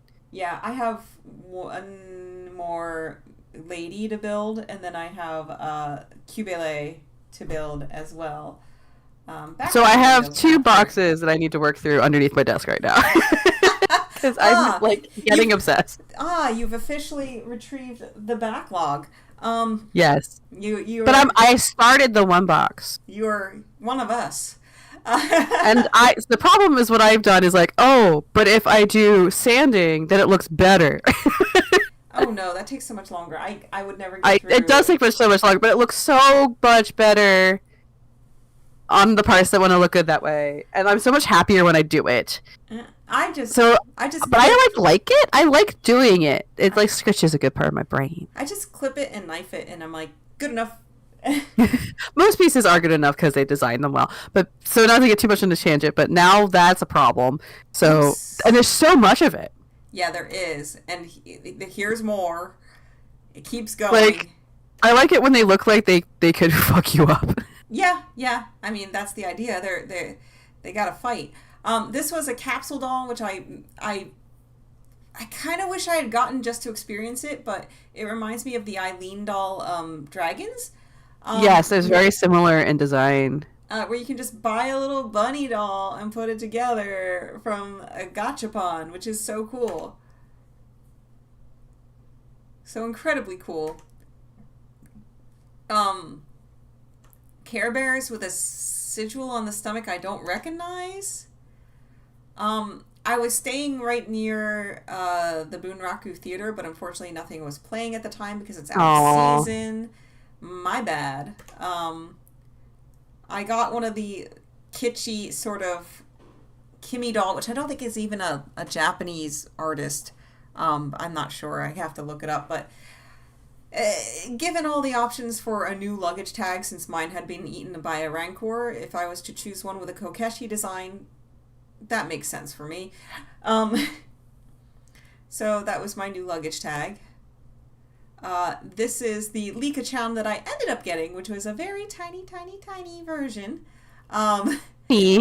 Like about a quarter, like the coin high, little tiny box with a fake one kind of floating on the inside in acetate. But, you know, I saw Lika and I'm like, I'll get a Lika little thing. I didn't know eventually that I was going to be running out of funds and room, but because of the lost luggage, I needed to buy more clothes to get me by. Because I needed to buy more clothes to get me by, it wouldn't fit into my existing bag. Because of that, I ended up in Akihabara before I even got to this point, buying a medium-sized luggage. I had wished if I had bought a large size luggage, maybe Lika would have come back with me, but maybe. But I had already spent all the cash that I had gotten. You had budgeted for this. Yeah. There was also these very, very, very cute camping cats, which was, I think, my favorite set that I saw of Gashapon. But it's one of those things where I would want the full set, and that's just not guaranteed. So, but look at these bros. It's like, I love them having a good camping moment. It's just like Final Fantasy 15. I was about to say, it's Final Fantasy 15 bro moment. Yes. Yes. Same brain. very interestingly, of doll-like nature, the cosplay, I saw this one brand is using the Galaxy Express Mattel to, like, advertise and sell cosplay eyelashes. That's hilarious. It was very amusing to me, and it was not just one location. It's like a brand that kept showing up. So have wonderful, huge ass eyelashes like Mattel. That is Mattel, right? I think. Yes, I Okay. do. I think you are correct about that. I mean, it's been a good grip since I've watched that when it was on Toonami. This doll that I had never seen before, which was fascinating, Mew. Or Mir? Mew. Miru? Miru. Mew. Yeah. Mew. Just tucked in the back. So this was in a Mandarake. Oh, pink. I see. Mew pink Kata. Oh, look at her. She's cute. This Volks doll in, like, a glass case a la friggin' how to say, like, Snow White. Snow White. Yeah. For about 600 USD. This amazing vintage. Oh, wow! Yeah. Look at her! I had never seen one so pretty before. The outfit's nicely... I like the boots. Yeah. Almost all the times I've seen these, they've been more akin to your standard fashion doll, but this one was, like, almost slightly, like, MSD sized, but still fashion doll in composition and jointing. But she was very interesting. This new one, Ruruko, I love the face, the chubby... Oh, I like the lips. The chubby lips and the upturned nose and the round eyes. Very cute. I do love Ruruko, and I want to learn more about them. This was all in the Mandarake. And here is on American. There she is! Advertising that they have both the black fur and the white fur version outfits available for sale in this. There's also the, like, please do not bring food and drink inside of the store sign on her. Yeah. I did manage to finally snag the elusive volume 2 of the SD pattern collection. Doll making. Yeah, so I haven't popped it open. I don't even know if the patterns are in there, but I at least have the book for my collection. If it didn't mention that they were missing, which it doesn't look like it did, they're probably in there. I mean, there was something in the back in Japanese, but I don't know. It's not there for me to read. It was, like, it's kind of scratchy, so my auto-translator didn't have a chance, and my kanji is so-so. Just little tiny more... Just a little guy. And at which point I get to a Doll Point Osaka, and what a wonderful poster greeting me on. It's a New Year's poster. Way up to the floor. What? I think that's the. Why do they have a New Year's poster? That's the kanji for Kai, right? Floor. Yes, that says it's on the fifth floor. Fifth floor, which is really cute. I do love that. And I was just Chia, sake, coco. All these ads were just right in there, and I love the guy with the ears. Yeah, it's real good. I like all of that. All of good. that one. All the one-offs had no picture signs on it, so I was not able to take pictures. That makes some sense, I guess. But I was able to take pictures in the... What's a taco? Yeah, I ended up the Osaka thing to do. Yeah, because takoyaki is the food of the city. Yes. They're very well known for it. So I was able to take pictures of her in her new eyes, and I did end up buying one of the taco for her. I love him. He's perfectly shaped. Round. Maru. Maru. So I was able to take pictures of her in her welcoming outfit, which is very kind of like nautical blue and white themed anyway, so it kind of fit. On the back and sides here, they fit mirrors in, which helped extend the look of the area. Oh, cool. Please That's note clever. that her shoes did not take well to being kindly in a luggage, and they were, after 16 years, shedding their outer layer. Vinyl strikes again. Yeah. And it was kind of a cool suede feeling, but I'm just going to have to figure out how to sew leather, I think is what's going to happen here. I think you're gonna make mini shoes. You're correct. Ooh, what a nice pile. So this is the new releases, and this is the most recent release. So this is the day before it releases. So they kind of very nicely like put it out during the day, so it's there ready right as the store opens the following day. And then they put this mesh over it, which I think was interesting to take a picture of, and no one told me not to. Well, there's no signs in view, so you're fine. Yeah. So I just wanted to show that method, which was interesting. Here's some. I love that outfit on the right. I think that might be if it's not a welcoming outfit, it's one of the ones that was released. It's a released one. Yeah. This very sad look. Oh, that's right. This is the face I always say kind of looks like a Precious Moments. Yes. It's got the droopy eye. Yeah, yeah.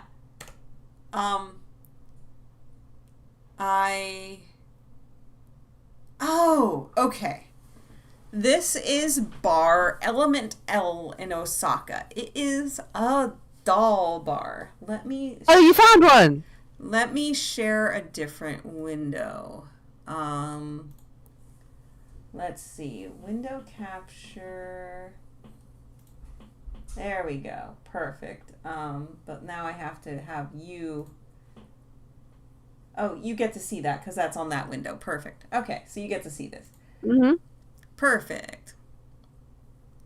So this website had me a little worried because it hadn't been like updated since like August, but I have a feeling that they're just not website people. Very possible.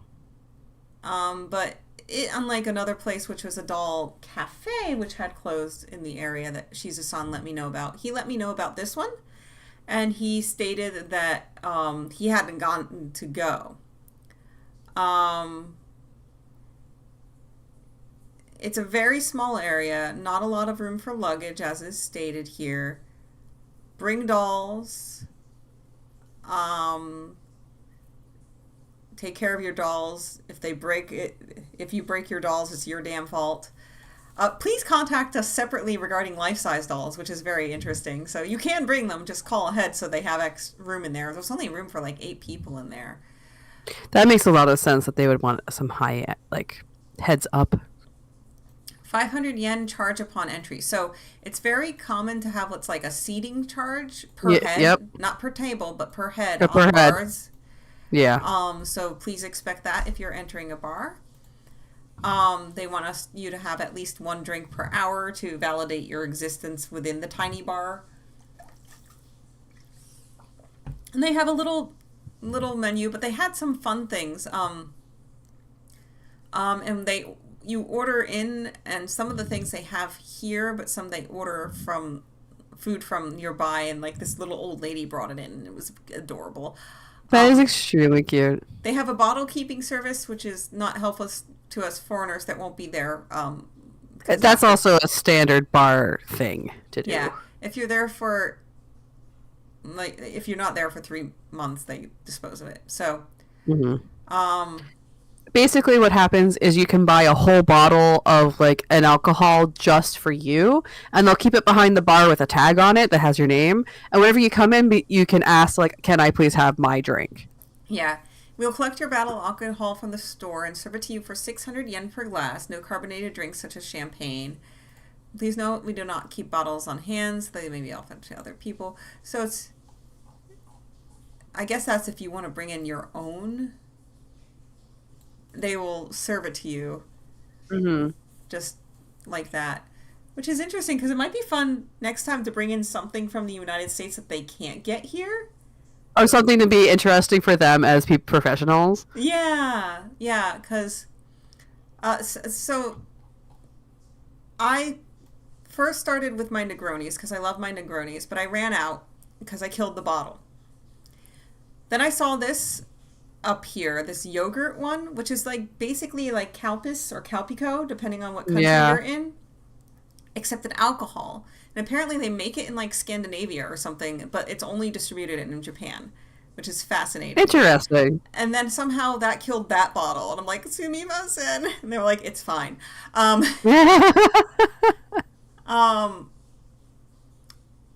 here you can see lots of images that people take from inside the bar, which is fun. I think most of these are the owner's photos, which is very fun. They had several older Volks dolls as well as a few other things. When we go and check out our images here, we get to see a bit of the bar itself. She also had like Lika and like around here. There's this very cute little frog. There was this little bar set up, which was super cute, which I'll show more of in a second. But what is important for you guys to know is if you want to find this place, you're going to come up here and you're going to see these little pyramid-like displays of all the different places that exist within this building. You can either go up this set of stairs or... Why did it do that? It did that before.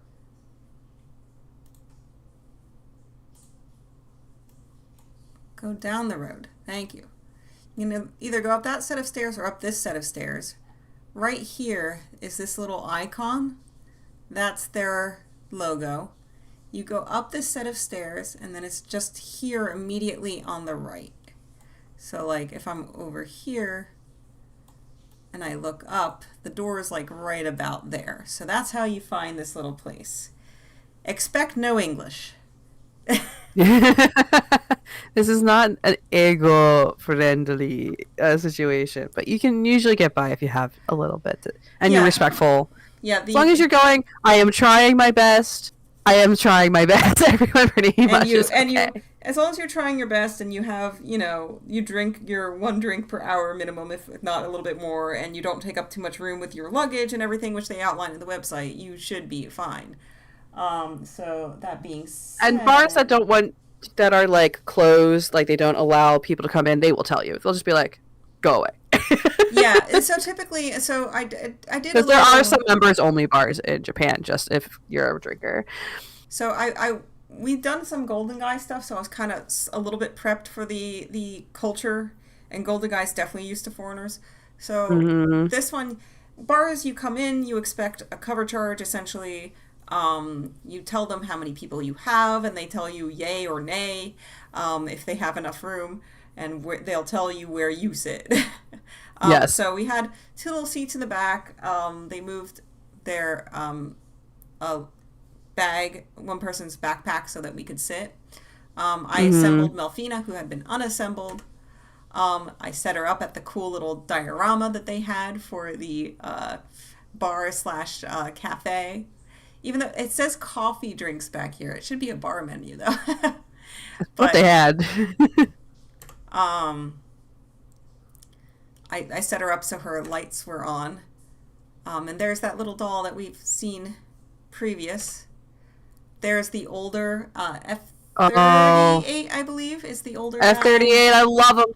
It's a good head. There's also a doll chateau on the way out. I was able to cheers my doll.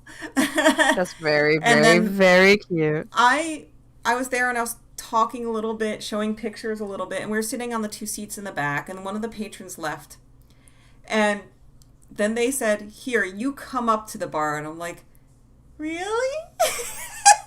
They liked you. They did like me, and I'm like, really? So I was invited up to the bar, which was amazing. And I cheers my doll, and then the person next to me also cheers my doll, and I'm like, oh my god, these are my people. I don't know if you recognize this in yourself, but you have a way of charming people. I don't completely know how. By accident. Jesse said this too. You are just like this. This is just who you are. I don't get it. Things happen for you because people see your delighted excitement, and they go, that is the cutest thing in the whole damn world. So we were in Kyoto. Yeah. And I was trying to remember the word for Te-Mari. Like Katamari. Yeah. And I was like... Are you doing Katamari? So I was just trying to ask, because I literally am like, it's Te something. I can't remember. And we were checking out, and there was a woman to the left, and then she was kind of intent on viewing our interaction with the checkout process at the ryokan. It was a slightly smaller ryokan, and I had planned, and I had brought an omiyage, a kokorozuke, a gratuity per se, without actually being money, because they don't do tips, but you can bring little local snacks and stuff, and that'll be more readily accepted as a gratuity, especially for smaller establishments. I ended up giving one to them, and I gave one to the Smart Doll store. So I was just pointing it out, and I said, sumimasen, sono maru mono, nihongo de nanto iu desu ka? So that round thing, in Japanese, how do you say it? This ended up having the woman ask the person at the counter to bring it down, and we showed it to me, and they spoke a little bit about it and how they made it and everything, and then they're like, and here you go, it's yours now. And I'm like, no, but also yes.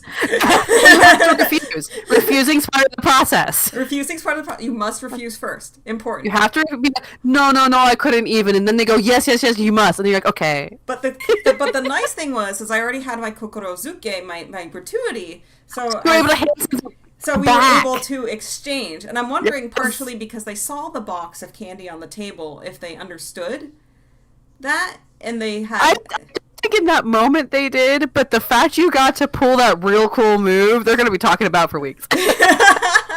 So I was able to give saltwater taffy and this fairly large temari, a diameter of about 8 inches, 6 to 8 inches. Oh, wow. That's so cool. And I was looking at the prices of some of them. They can be expensive, up to $100 for fancy ones at least. And also, like, if they gave it to you, it might also be someone made it. Yeah. Like, I was reading about it, and apparently they used to be made out of fabric and kimono scraps for children. But as time went on, they kind of started becoming an art object. It was a way to make a ball for a child to play with. Yeah. So that also happened, and I kept asking Jesse, I'm like, how did this happen? I was just trying to ask how to say it in Japanese. It's like, it's because it's you, Becca. And I'm like, I didn't want to have the thing. I just wanted the name of the thing, but I'm happy I have the thing, but I didn't need the thing. Sometimes there's a joy in seeing someone get excited about something and being able to be like, this happened 16 years ago at a train station. I kept looking at the kokeshi as we were waiting for the train, and the person came up to me and I was talking about it, and I'm like, yes, I love dolls, I love kokeshi, and they're like, dozo, and I'm like, no, and I'm like, really, hontoni? And they're like, yes, and I'm like, so they're like, which one do you like the most? And I'm like, oh, this one and this one, and they're like, here you go, and I'm like, what? Wait, what? Because they asked me which ones I liked the most before saying I could have some, so I was just like pointing out 3 or 4 of them. Yeah. And they gave me 3 or 4 of them, like, ah. And I tried to take a picture of them so I could see their name tag before they leave, so I could give them a thank you letter. I had them take the name tag picture while holding Maya, because I wanted to show them the dolls that I liked. They held Maya in front of the name tag. No! Plan failed. Defeated. Oh my god. Complete so plan thank you to that wonderful person in that train station who apparently had their own personal collection of kokeshi there. They gave them to me 16 years ago. I hope you're doing well. So, osusume is a wonderful phrase to know in Japanese. What is your recommendation? They recommended this one to me. Hermes, ideal with soda and in cocktails. It's a green tea specific sort of cocktail. We were kind of drunk out. We couldn't quite make it through one more round of drinks. Otherwise, I would have asked for something with this. But I took a picture of it because it's their recommendation. So you all now have the recommendation of the bartender owner of Bar Element L, the master sort of. It's the Hermes green tea. So you now ideal have with the soda same and with cocktails recommendation that I do. Moving on, right there actually. There's actually I think it was this one, which was the purple one, was the Temari that went home with me. And when I was checking in, I was remarking how much I love kokeshi too. So there you go. And my finger kept being on and around the camera. I'm like 12, like taking pictures again with my smartphone. Always the finger in the wrong place. These mini screens that they keep finding too, I want these. Oh, the little folding screens. They even had a doll to greet me at the door. In Kyoto, they had these Maiko or style taiyaki kind of things. Yes. This one had ham in it, but there was also ham and cheese. There was a savory The savory was a lot, actually. There's at the train station where I used to commute, they had an okonomiyaki filled one.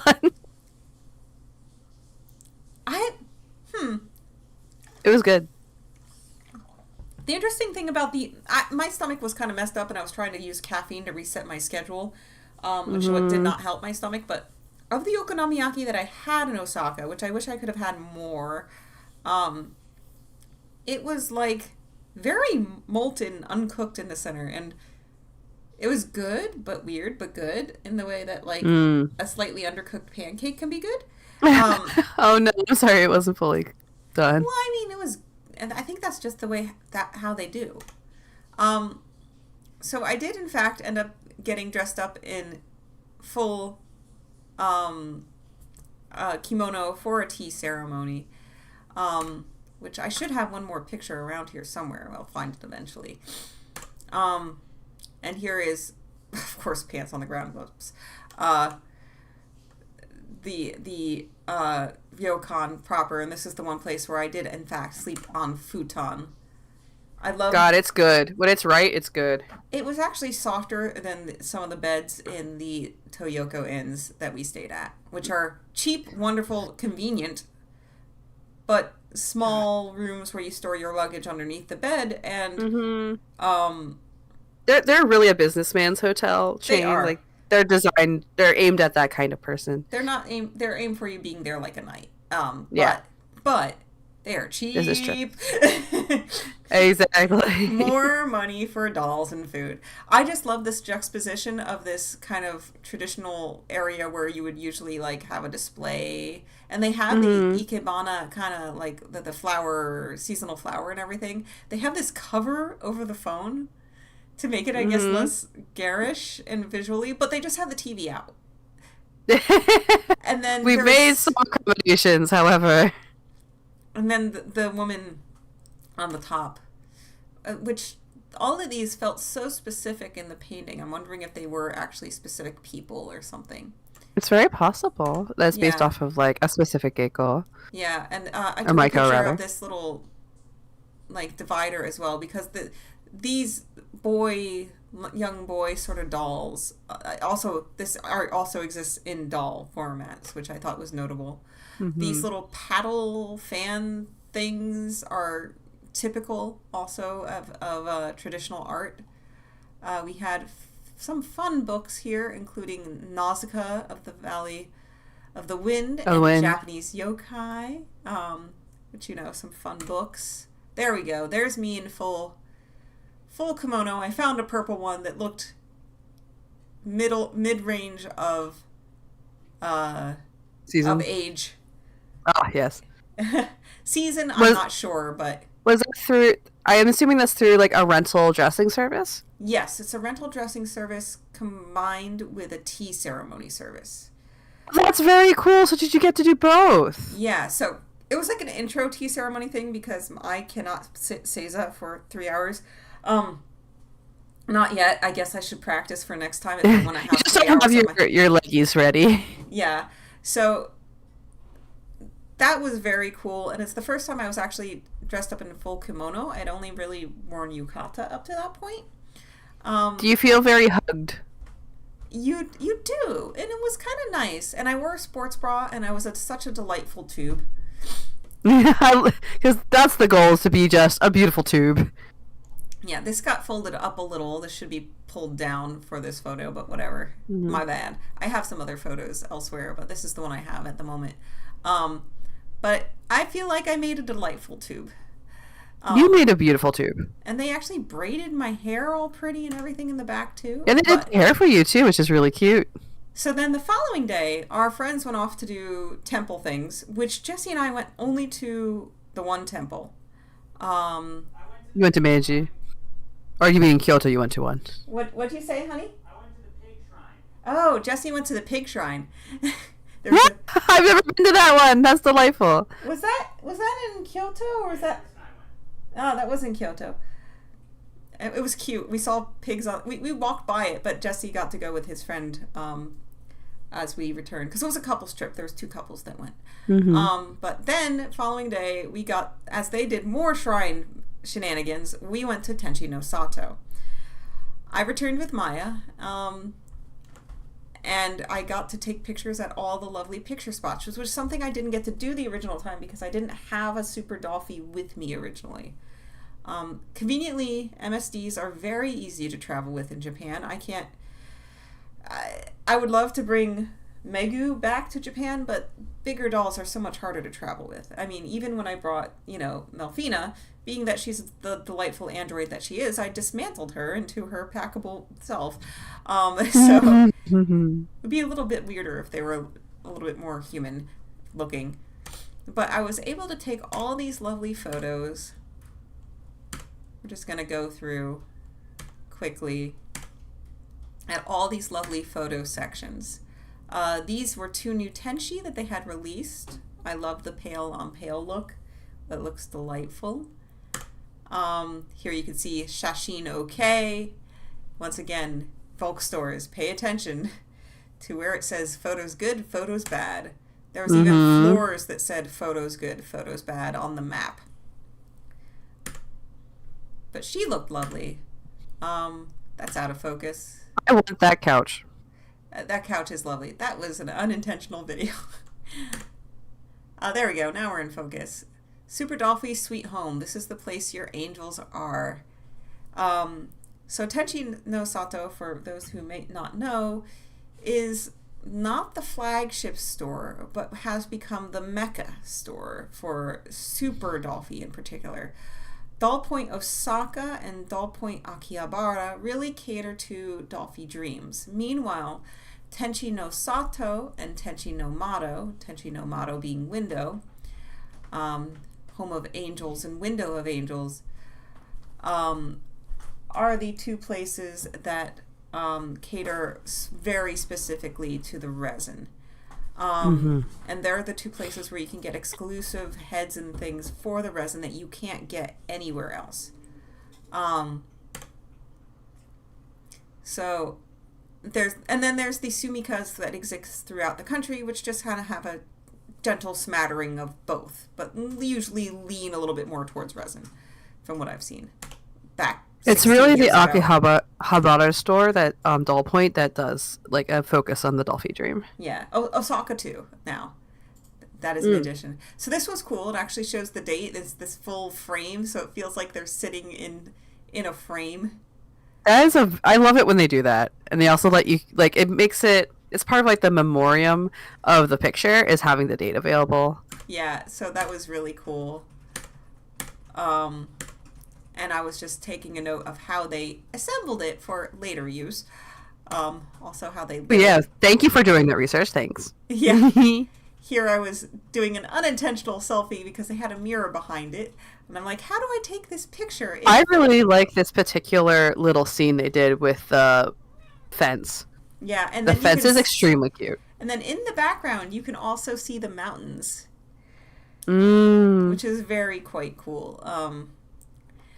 It's a beautiful, the Tenshi no Sato is not just a interesting place to be. The building itself is like this old Japanese house in the middle of these beautiful gardens. It's gorgeous. Speaking of which, this is the original artist that owned the house, starting... Before Volks got it?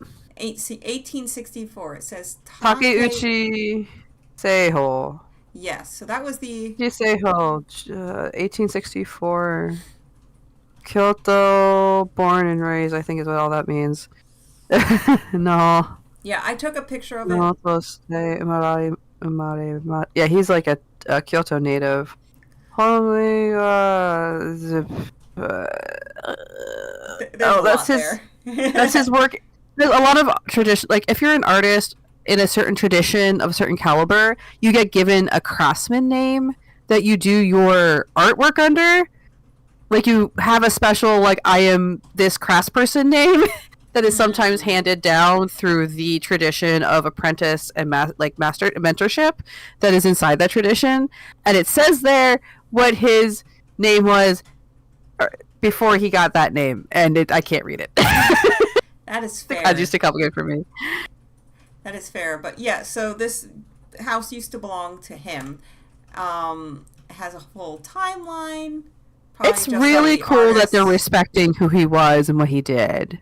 And this is all on, like, the uppermost... Oh, he received, very briefly, I saw on the previous screen, he received a national... Some people are described as a national treasure like, they are a national treasure as a person because of the craftsmanship they're carrying forward, and he got that award. Wow. I'm just amazed you can pick that out of all that Japanese text that fast. Neither can I. I was like, bunka, but no! There's a little bit I could get at the end. It's like towards the end of his life when he was 73. Wow. Romude. Whoa, what? Romude. Okay, we'll get into the weeds if I do this all day. Yeah. But he seems like a fascinating person to go learn about. Yeah, so there is a smaller traditional house on the grounds, but there's also little things in the more modern building too. Because Tenshi no Sato has these grounds and a traditional Japanese garden and the traditional old Japanese house, but also the more modern building there as well. This was on the floor, this top floor, and they had these beautiful sort of maple leaf inlays into the wood, and this was the ledge kind of towards the outside. And that's the view of the mountains from there. And right down here, actually, that is the traditional house, and throughout here is the garden. That's beautiful. That's so cool. Have you ever been to Tenshi no Sato? No. Damn it, girl. The only time when I was traveling with some friends, they were not doll people. And our plans in Kyoto at that time were very packed. And they had never been to Japan before either. So I was like, I think at the time they were a little bit more exclusive about entering anyway. And I didn't have my own Volks. Yeah. It just did not work out. And when I was there, even before that, I didn't really travel when I was working. Yeah. If it wasn't within a day trip, I did not particularly go at that time because I wasn't right settled enough to do a big travel in terms of monetary background and stuff. Right. I was still figuring out how to live. So someday I didn't get the chance to actually really take advantage of having lived there for a year and a half and going out and then doing longer day trips by myself. Someday we'll bring our dollies together to Tenshi no Sato, okay? Yes. Come on. And I'll bring Ami is who I'll bring. Yeah, just make the whole world come together. Don't put in her suitcase, it gets checked, that's all. She gets to go with my carry-on. Yes. She gets to be folded up nice and neat. Yes. Maya was in my carry-on. And ever shall she remain. She, like I said, she has there's an air tag inside her now.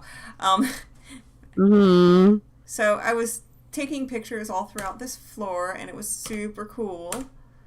I was able to actually stand her up without a stand, very gently, and set her up with the background. And of course, the picture that ended up being I like that picture a lot. It is fun. It is the most natural. I got her to pose the entire time while in that outfit. It's proven by the fact that I took 18 photos trying to get a good angle. Then we sat down and had after we explored the full place, had our kind of snacky, except the curse that had hit me before hit me again. So Tenshi no Sato, the first time I went and ordered Maya, while I was in the process of eating cake, they called my number to go and... Oh, to go and order? Right. So then Jesse ate the remainder of the cake to be, polite and, because we were sitting down and stuff. I wanted cake. Also cake. Also cake! Legit! This time, I forgot that you're supposed to buy tickets at the entrance when you come in to get stuff. So by the time I sat down at the place, they're like, oh, you need to buy a ticket at the entrance for food. I returned to the entrance. They were out of the chocolate cake, only had this very cute little confection Make your own. Put together. But please note, rotate. What do you think that is in the shape of? It's in a chestnut? Yeah, guess what I'm allergic to? Ah! Becca is allergic to nuts. Tree nuts, rather. So the tradition... Oh, was this like a slowly growing realization that as you place the last thing in place, you're like, fuck? I mean, Jesse realized it a little before me, and also because I religiously follow all the news for Tenshi no Sato, especially leading up to this trip and everything. I saw these. I saw they were immensely cute, but I remember reading them and being like, chestnut. So I ordered 2 because, I wanted at least the coffee and stuff that went with it. I might have be able to order just the coffee, but... So Jesse then ended up with 2 of these cute things, but I did carefully assemble without getting my hands messy because I wanted the practice of assembling it.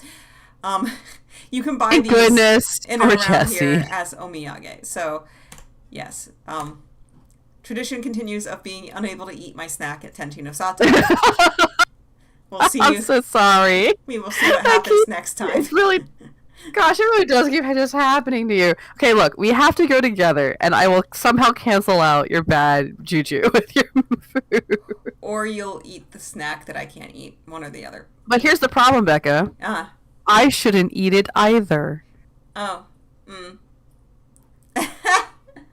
We will just both sadly look at the cake. You know what? We'll get cake and give both to Jesse. That's a good plan. Two cakes for Jesse if neither Lindsay or I can. Yeah, he's okay with this plan. I thought he might be. Plan confirmed. So then we went downstairs it's good having friends who can eat my things. Anyway. We went downstairs and shopping occurred. I love that outfit a lot. And Jesse bought this outfit for Maya. In addition, I was able to, because it was the FCS Owners Campaign, and I had brought my birth certificate with me knowing this is where part of my unexpected doll budget happened. Like a month or 2 before our trip, they announced you were allowed FCS to buy Owners Campaign. Is that where the mask came from? No, they just had those for sale there. So at Tenshi no Sato, there's one thing at a time. Okay, FCS Owners Campaign. FCS Owners Campaign, they were able to sell me things that we didn't need to wait for. Any pieces or parts or repainting, we would have had to wait and then had them shipped to me, so we weren't able to do that. But Akihabara, they didn't have any of the clothing or anything on hand. But at Tenshi no Sato, they had on hand in stock, right behind the cashier, the welcoming outfits and the welcoming outfits. Oh, that's right. They had the extra welcoming outfits, like the ones from previous years. And the blind choice wigs. So I was able to get 2 outfits and the blind choice wigs for funds. In addition, I got some stuff. Now that the releases were actually released, I got some stuff for my sibling.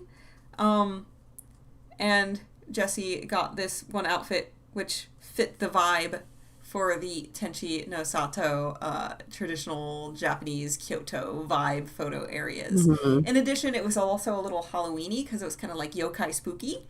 I really want it. I'm looking at it at this moment on the website. So keep thinking about it. So with the yokai spooky, it also fit the October vibes of everything. So it was the perfect outfit to take pictures throughout the entire place. And so I then began my rotation throughout. That being said, there is other things that are exclusive to Tenshi no Sato that you can buy. They have these little masks here, but you can also get those actually at the A-Zone store, which I did buy a collection at the A-Zone store for like 200, 300 yen each. Nice. I did buy, which you'll see in a later photo, a lantern that lights up. I love the lantern. It's so cool. A paper lantern that lights up, paper fan, and paper umbrella.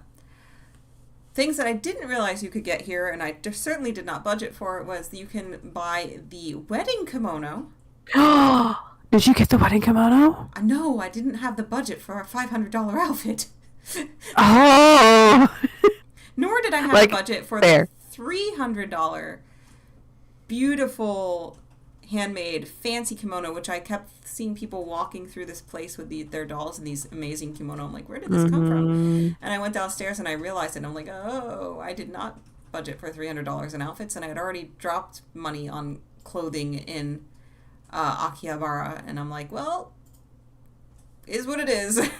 So I got lots of the little exclusive items, like the fan, Te Marty, and things like that, but I did not get the kimono. But next time, I'll budget for it next time, and maybe not get any other clothes than that, not get any other doll than that. So then the process then recycled all over again, with me rotating through the entirety of Tenshi no Sato, now taking pictures in the very thematically appropriate, especially with the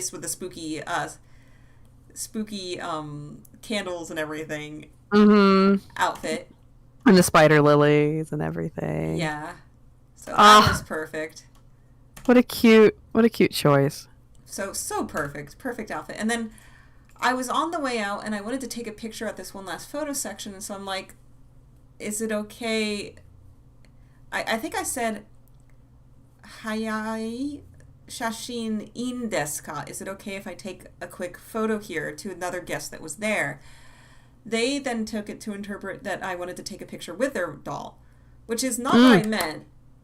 But I don't. But hey, but I got. I ain't mad. I ain't mad. So it was kind of cute, and I was trying to explain. I know, like I was saying, I'm not sure if it's a nekomata or what do you call it? A fox spirit, one or the other. I don't know which one. Yeah. I said nandemo ii, either is fine for feeling. Oh, your voice. Oh no, I was looking at your video somewhere else and I got confused. You're still good. Oh, good. Yeah. Thank goodness. I looked at. Yeah, the mask is really cute, J. Louisa. You can find them very easy. They are. You should be able to find one for like 300 yen, 400 yen, cheap, easy. Don't pay more than that. So I was able to get these photos, which was really fun. I love that doll too. Like, beautifully styled. I like the wig choice. I like the head choice, because I think that's one of the boy faces. Yeah, and this is which is my favorite thing. To put boy faces on the girl bodies and boy faces on the girl bodies. Yeah, and I think this is an example of one of the exclusive Tenshi no Sato kimono that you can get. So good. It's all the colors I like, and that you also like. Really good, yeah. This is kind of fun. She looks so good.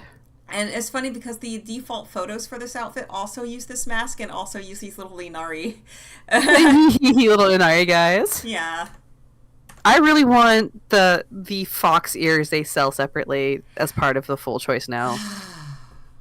I wish I could have gotten my doll fixed up for that, but I don't live in Japan, so they didn't do it for me. Wait. I know. Because part of the service is they add the magnets in the head, right? Yep. So. Oh, I love that they do that. Maybe. That's the thing about Volks, is that they have a lot of, like, as a company, with the dolls in particular. I don't think they're quite like this with everybody else. But with the dolls in particular, they want you to have a full object that isn't, like, a mess. If that makes sense? Like, they were like, do not do it yourself. If you don't want to or do not know how, come to us. Let us do this. Like, that's the energy I get out of it. I'd be scared drilling into my doll's head to put magnets in, but Kitty Cat's here! Oh, hey! Oh, wow. Welcome! Glad to be... You're the best part, because this is where... Well, there's a lot of best parts. But this is... Becca's going through her visit to Tenshi no Sato, which is, like, the home of Volks in Japan. Yeah, so... Please enjoy first half of this eventually. So here briefly with a picture is her as she drops off and poses naturally, floppily. At the doll doctor's. It's a separate little thing that you have to walk through the garden to get to. And then I talked with them. I'm like, she's floppy. And I asked, do you have any more earplugs to make that better? They said there wasn't any, unfortunately. I'm like, well, they didn't say there wasn't any, but I don't think they changed them out. And I basically said, hi, I know this is a really old part, but if you have it, could you replace it? Yeah. It is 16 years old now. So that was, she got restrung and she stood so much better, which was great. Oh, good. And then I after doing that and ordering what you need, they give you a sheet and you write down everything. And as you go through Tenshi no Sato, have a screenshot with your Volks number handy, with your global number, which is only costs about $5 or $6 per year to keep it up, so you might as well. Mm-hmm. And you can gain points and stuff. And they use points to pay for the bags. Bags in Japan are becoming pay per for most things. Kind of like how Jersey's made it illegal, but yeah, exactly. So she got, as she was getting restrung, and I undressed her, and they took off the head and everything as I went down, fished out the kips from the inside that after the strings had ate them because I put them in so method. I then had to go back into what I had dubbed the danger zone, which was where all the shopping had occurred, downstairs. Cause, they know what they're doing. Yeah, because I had, after getting this outfit, we went back up to the 4th floor, and on that table there, in a quiet little corner, undressed Maya and dressed her into this so she could then do round 2 of all the pictures. So she was restrung, and she stands and moves beautifully now. So I don't regret it. It was a little pricey, around the $40 mark, to get her restrung by the professionals, but you know what? I'd like her to she deserves it. She deserves a spa day. She's been a good friend for 16 years. Yeah. Getting a brush up is, by some people who know how to do it right, is a nice feeling. Yeah. So back to the ryokan and another beautiful woman. This was right by where we were seated for our dinner. There's food pictures and stuff, but I'm keeping this really just to the doll pictures and related cultural items, because if we were to talk about all the food I had, we really would be here forever. I saw this little ad, which is interesting because it looks like a sort of place where you can kind of get a sampler. It's like the variety show of traditional arts here. That's kind of cool if you only have a limited amount of time. Yeah, 7 Japanese traditional arts performances on one stage, including Bunraku, which was interesting because the Bunraku Theater was not going at this time, but I believe this place might have been. From here, Doll Point, we return to, the Akihabara Doll Point. Interesting thing on the Akihabara Doll Point dolls is there's 2 different versions of clothing for them. One is just a cool exclusive outfit. The other one is a uniform that actually matches what they wear, which is I kind of love that. Delightful and almost worth it if it wasn't for the fact that I had a very specific doll that I wanted. And well, you had a goal. Yeah. So here you can. Oh, I like the little bag with the cat. And the 2-scale Dream Choice box that they made for it, yes, including the catalog. Like exactly like the catalog that you page through in order to order it, and we have fun here. 2-scale order form, just adorable. Here's the other outfit. The sweater is cute as heck. Yeah, so dream choices and decords you can buy as a foreigner, which is delightful. Mm-hmm. I took some more pictures of the outside. But I'm so mad. I used to visit there frequently, and their clothes are actually fairly well priced. And now, but I wasn't into them at the time. Now I'm into them now, and I'm like, up to bat. So I think I would ask me. Oh, I love the way they did this display though, with like the Halloween theming is really cute. Yeah, everything was a delightful Halloween thing. Let me do the best time of year. Japan does really good like theming with everything. There we go. Local center. Though your video is on top of the chat for some reason. There we go. Oh, Kitten Cat's yelling about how adorable the previous one was with his setup, and that it was very excited. A-Zone screaming. Yeah, yeah. A-Zone was good. They don't. Gosh, I really am into A-Zone. They don't really show a lot of what you can have on the inside. But very briefly, I want to introduce you to my dream choice. Since so originally I had planned it to do it a few days later, but oops, girly. I ended up doing it when I had returned because just the other day was already very highly scheduled between visiting Smart Doll and doing what do you call it? Art Zone Mabob Team Lab Borderless. So here, if you are viewing the live stream, you know what? Can I? Oh, she's so heckin' cute. Did Amazingly you? Cute. How did that? Talk us through the flow of the process. Like, what was it like? Okay, so they don't allow you to take photos of that area, really, so I respected it. I had a list, and part of it was parts for me, and at least one part was a wig for Tempest, and one was an extra set of eyes for my sibling. You are allowed to have 2 extra pairs of eyes, 2 extra wigs, and you can buy elf ears. Most of the dolls, with the exception of 2 models, only have 2 elf ears available, and you can buy those a la carte. But there's 2 other models that have like 3 or so extra elf ears available. So they take you through, they give you a catalog because it's really like you choose it all out. And can she stand? Can she be seen? I guess I'll sit back here with her. And they ask you what you want. They have little display ones. And you say, oh, well, we're going to start with what head do you want? I think was the first choice. And I said, well, I definitely want the brand new 30 head. And they're like, okay, now what paint on the head do you want? Because this one comes with 2 different paint versions. Now, right next to me on the side, there was 2 displays on busts. Can you see the busts from any of the angles in the screenshots? Let me see.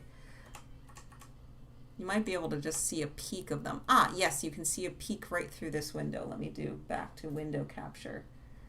So I have to say that this is making me think about next time I'm there, or doing the Shizu-san, the thing that we hashed out when I was on stream with him about doing a Zillows.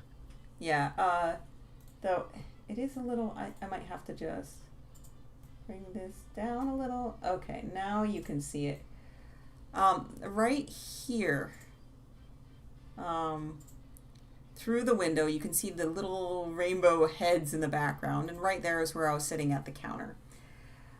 So there was 2 different versions of it, and I got the slightly girlier painted one, with some kind of little eyelashes and things. I suppose it might be beneficial for me to bring her into to get a better look at her face into the nice viewing. Let me see here.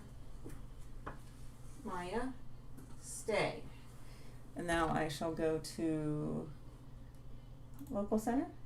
Local table and face. Okay, that'll work. Of course that's upside down. Give me a moment, I'll see if I can't. Razor. Blending, transform, flip vertical. Perfect.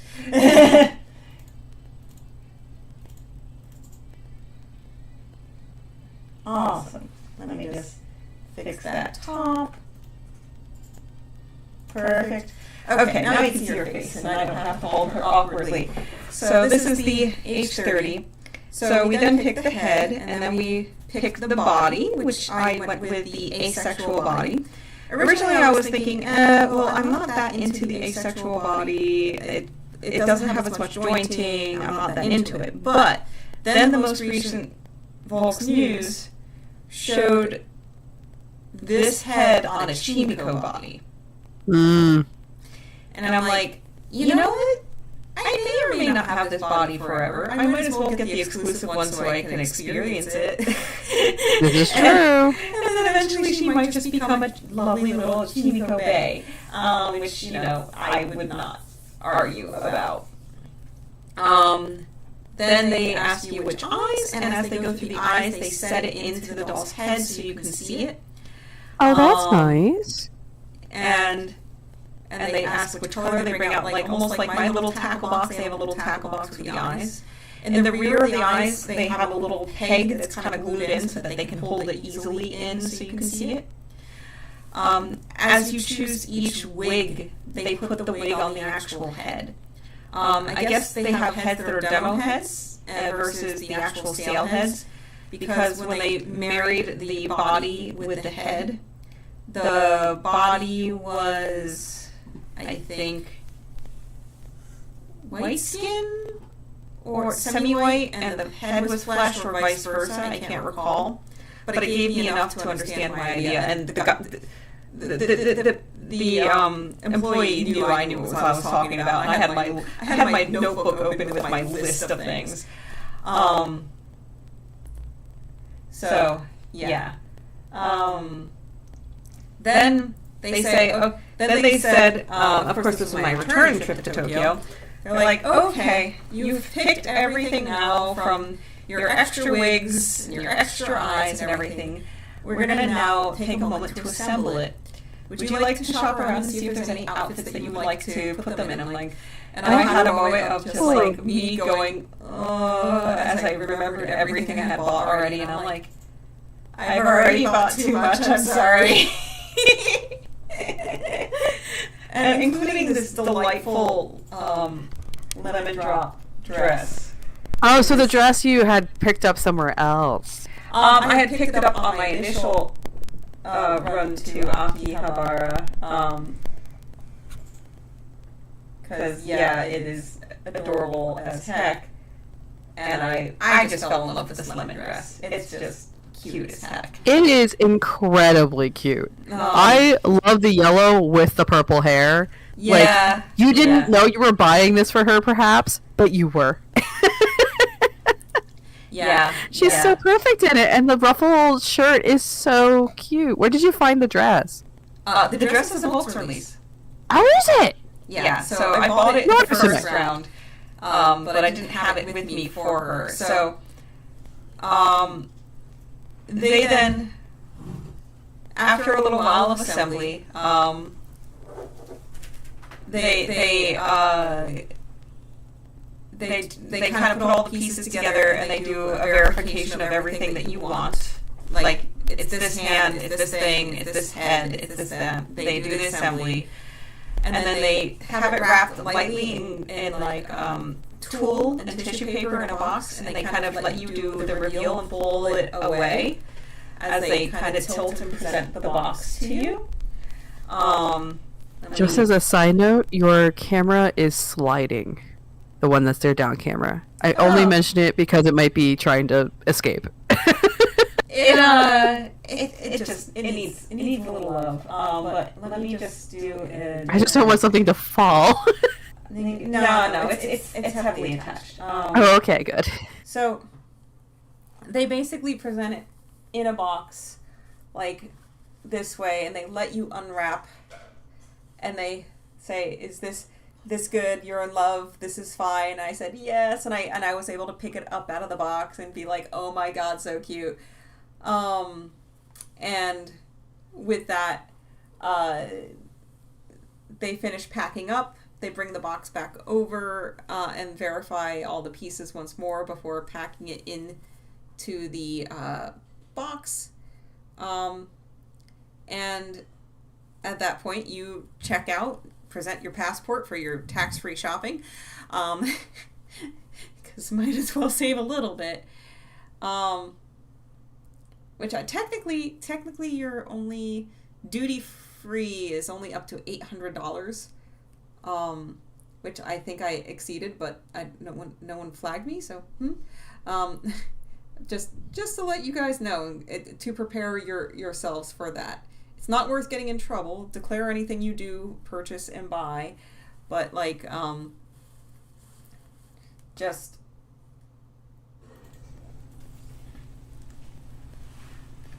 be aware that there is technically a limit on that. So if you wanted to buy more than that, you might have to pay a duty once you go through customs in the U.S. Mm-hmm. Yeah, there's an upper limit that you would have to look up. Yeah.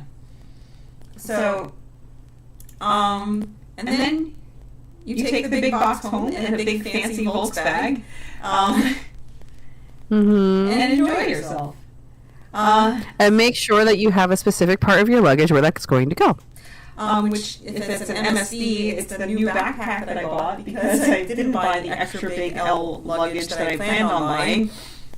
And I just wrapped her nicely. And meanwhile, Maya was traveling in the Shirokuma wrap that you had purchased for me, which kept her nice and safe, which was delightful. So that is the Doll Point experience. And we'll go back to. I love the understanding they have of making the experience special. They want to make it exclusive. They don't want pictures and video of it because they don't want people to experience it vicariously. Well, there's also the other side of it is about privacy.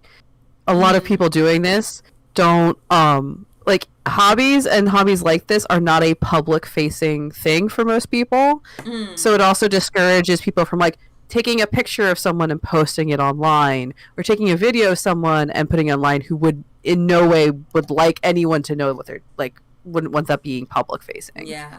And I was also, meanwhile, I was doing my dream choice, and just to the right, because you can do this at the same place, they were doing their full choice system doll, resin doll, and I'm like, jealous. But I forgot to mention, I did finally pick a name, which is the most stereotypical, cute little girl name in the world. Let me do table and face. So everybody meet Momo-chan. That's perfect, though. She's cute enough for it. Yeah. Cute enough. I love how you name everybody. Most people name everybody. I never name mine. Well, like, you can't call her F30. That's just... Amy has a name because she's Amy Ayase. Yeah. But it's the F49. Really? Okay. This is fine. I don't know what it is. I just can't name them because I don't think any of them feel complete to me, I think is what it is. Nobody's in a complete state in my mind except for the ones that came the way they are. Huh. I guess the twins are just the twins. Huh. The twins are the twins. Interesting. They don't... I cannot put a name to them yet because I don't think they're complete, I think is what happens with me. But I love her name. Her eyes are such a beautiful choice. I love the open smile to kind of go along with and kind of match Maya. Yeah. Like they have a sisterhood in that. Yeah. Anna has two comments. One is, are otaku still kind of looked down on in some circles? Yes. Don't be like you aren't. This isn't something you do publicly. And the two comments, Corey names all the dolls, and J. Louisa states all the other dolls have names. I am an outlier. Everyone I know names everybody. I don't know what it is. A lot of people put a lot of investment in like the story. Like everyone has sort of a personality and story in my mind, but I love listening to people explain their stories and tell me the names and like why the names are there. Like it's something I like. I think it's very cool. No judgment. I think it's an awesome thing. I just don't. Yes. But it is something like as a hobby and enjoying hobbies is definitely, I wouldn't necessarily say it's conformity. It's the conservative nature of public life that you are very circumspect about how you're viewed by other people, and that social reputation matters a lot. And being able to present the appropriately adult persona is one of the easier ways to have business. Like, the standards for how you conduct yourself for business, like how you present yourself, are very high. So if you break that expectation, it's like in business, if you walk into a high level CEO building wearing bright green chinos, you probably would get away with it, but in some situations that would be considered like, what the heck are you doing? It's the conservatism is what it is a lot. Public face and private face. Yeah, but the other side of it is nobody cares what you do on your own time as long as it's your time. Yeah. No one cares about your true identity. They only care about the identity that affects them at work. I wouldn't necessarily call it true or false, because I think that's putting a judgment on both. That is not necessarily present. Yeah. But I mean, like, this is a social tension. This is a argument to have, as in any conservative situation, where, like, in America with, like, 10 years ago, being gay, very hard to be open about that. But our cultural standards have changed on a larger level. It's not easy, and there's a lot of places where it's very dangerous still, but the bar has shifted in the, like, cultural understanding of what acceptable social behavior is. And in no way am I saying that all of the standards are good, and not everywhere is the same, and not every person feels the same way. But a lot of it is that sense of business conservatism. And also, like, wrapped up in it is a respect for other people's privacy. Like, you don't have to share what you don't want to share, even though you might be a little actively encouraged not to share because you'd be judged. Like, that is definitely a thing that's happening. Huh. Very interesting. Could almost be a whole episode. Takes my soapbox, gets off of it, puts it in the corner. Poof. Yeah. In chat, Sing Blue Silver states their friend doesn't name any of their dolls. Jay Luza is correct. Lena is Lena because she's already Lena. Lena's Lena. Amy is Amy. Amy is Amy. Yeah. If any of my dolls come with a name, then they get to keep them. Yeah. So I took some pictures of at the outside of A-Zone because I didn't the first time around, including just coming out from the elevators. There's like A-Zone like floor decal, which leading you into the shop area, which is very cool. Yes. Oh, look at them! This is relevant to your interests. I love Mega Man Battle Network. You can see me framing the photo in the background. And of course, all the Mecha Musume. There was... I didn't know they made an Nendroid for Nendroids, plural, I guess. For those guys? Yeah. Yeah. No idea. Had no idea. It's funny to see them on Nendroid dolls body, the Obitsu bodies, which is like the newer way to do, like newer hobbyist thing to do. Yeah, Nendolls, which I did in fact get. Kitten Cat went like how New York City no eye contact rule, artificial personal space to compensate for physical lack of space. That is exactly, I think, what's driving a lot of it. Huh. You got it. Like, that's a very Twisted Wonderland. I think it's a very interesting angle to take. Yeah. Twisted Wonderland. Thanks, Jay Louis. Isn't that your favorite? I do love Twisted Wonderland. It's my one other gacha game other than Genshin, but I'm behind on it, which is a shame, but I'll get there. But I do have a cosplay from it. But I did get a Nendall body, a man, which is going to eventually become another Cloud, because why not? Well, that was in the corner. I couldn't recognize it out of context in your picture of everything you said.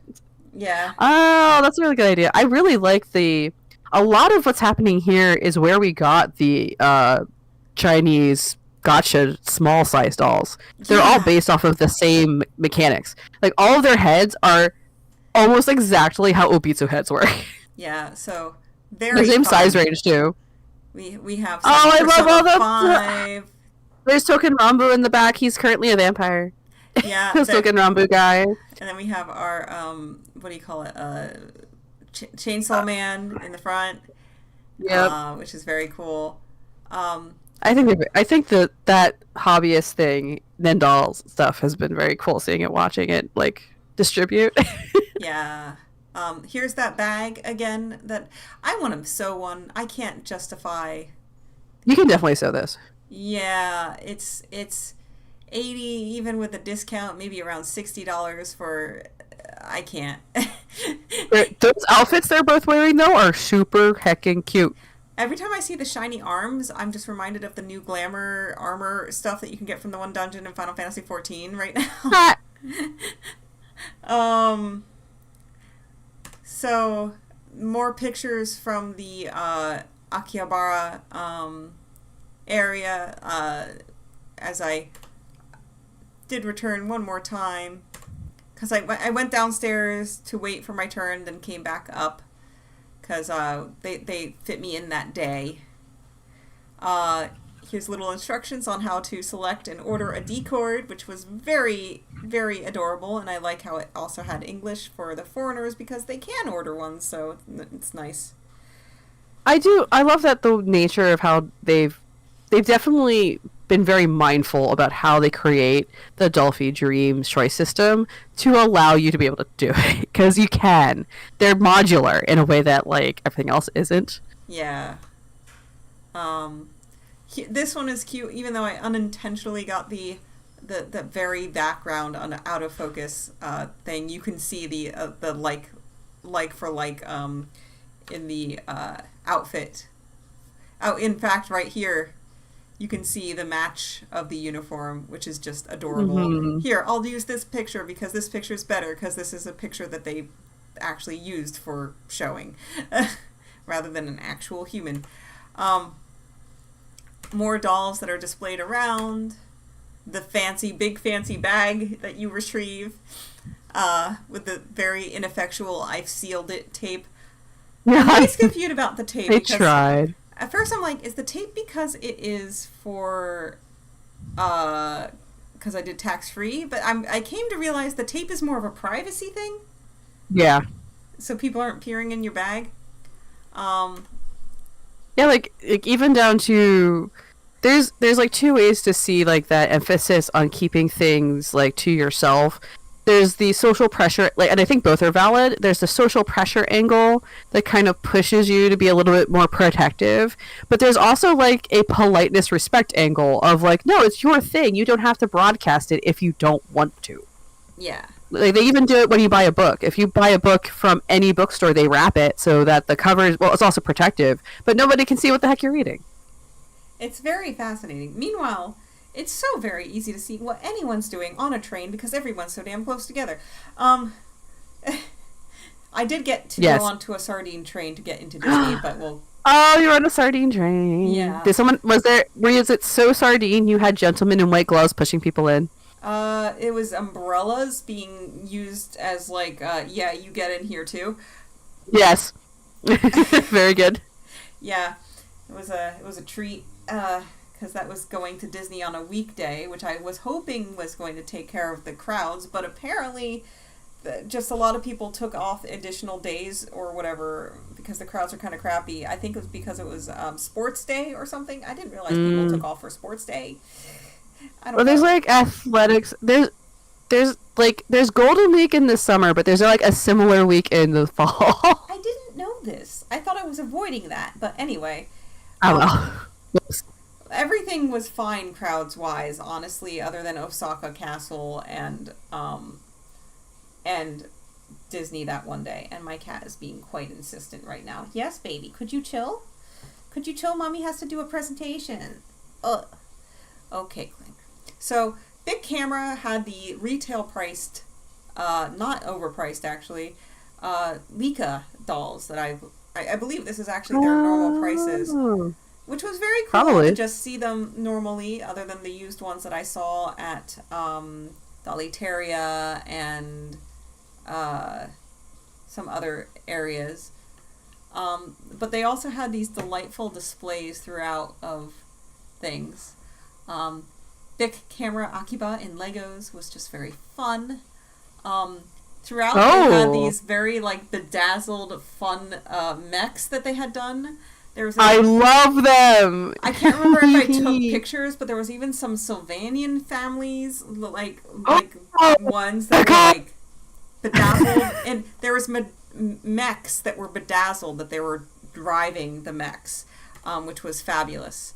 Oh, that's my favorite. Or Twisted Wonderland, but these were just prizes. I couldn't even just buy them, which was a bummer. But I already have a few that I want, so it's fine. This, I fell in love with this character. It was a rhythm game, and I love her. Oh. I love her so much. Oh, she's neat. She's really neat. Eventually here we go.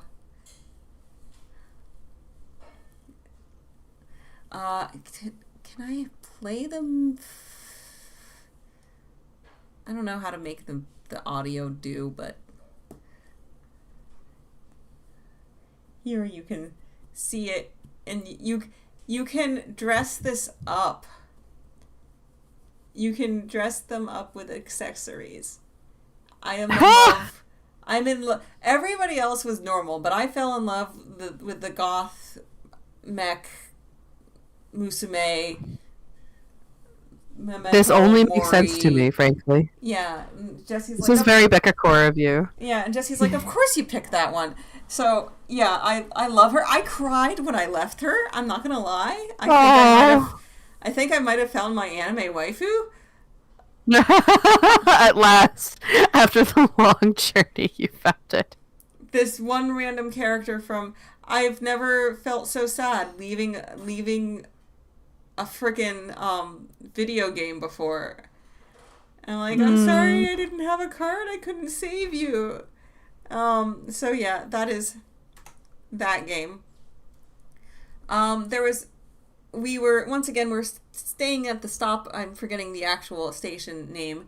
Right between Akiba and Ningyocho, which is literally like doll quarter. J. Louisa, have a lovely lunch.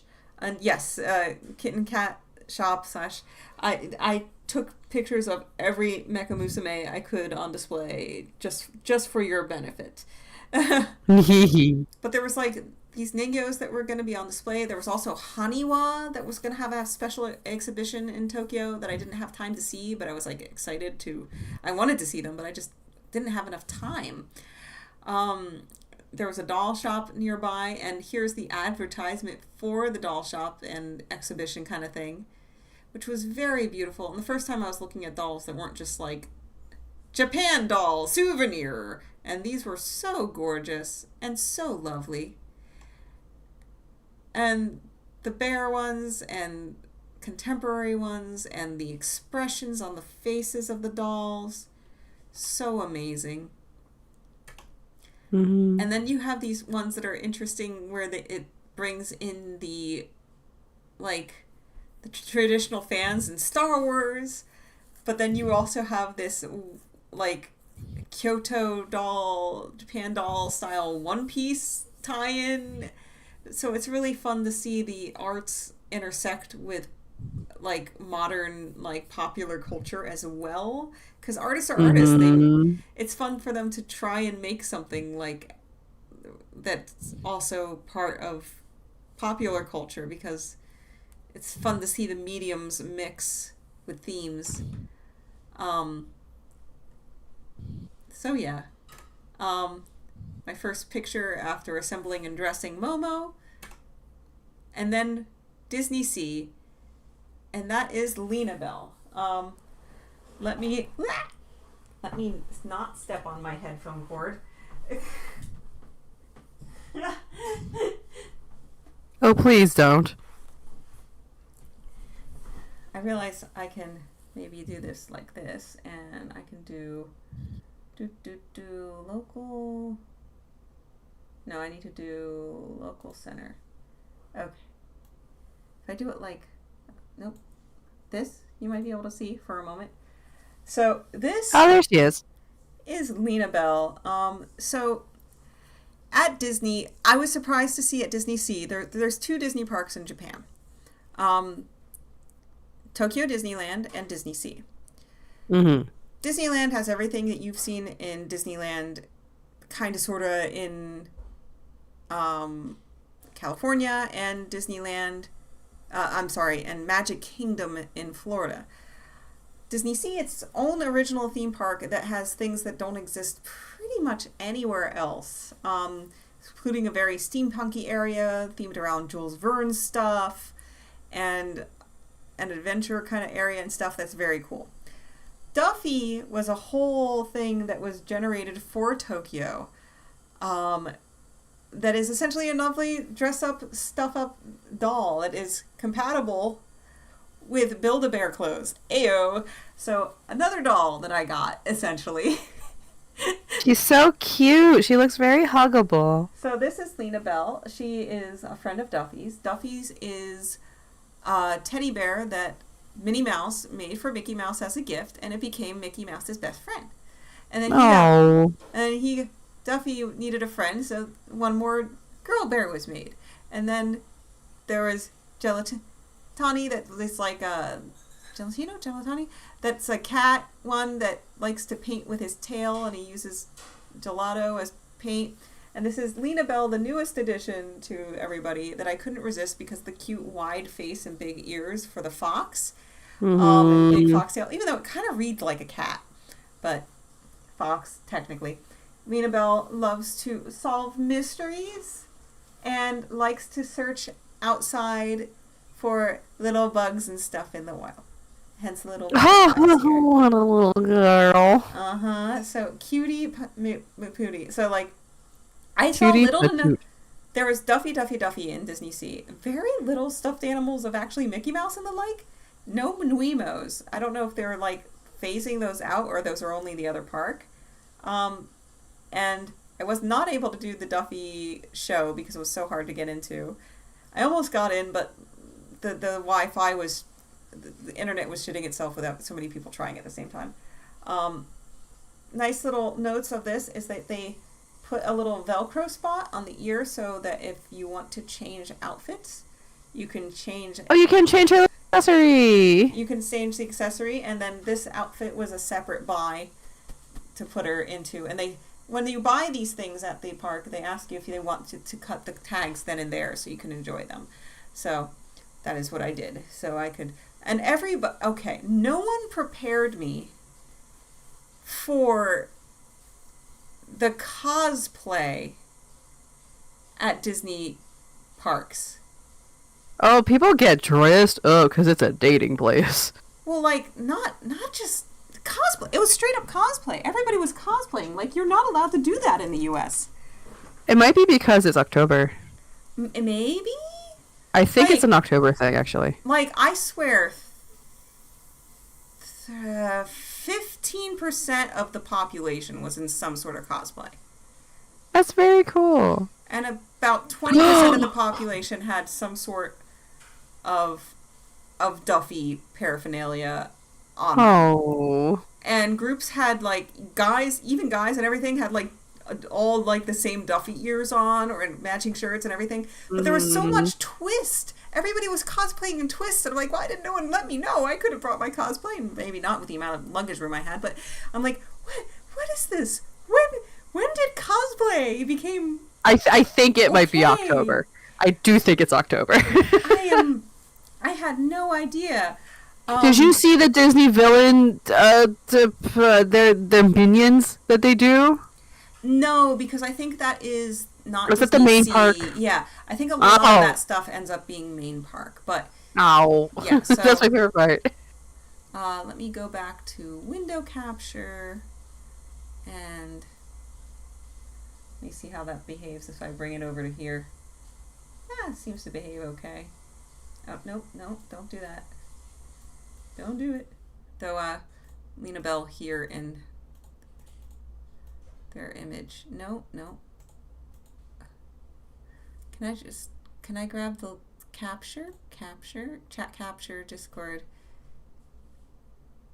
One of these is what I want. Local overlay picture. Okay. There we go. Now you can see Lena Bell looking into the harbor.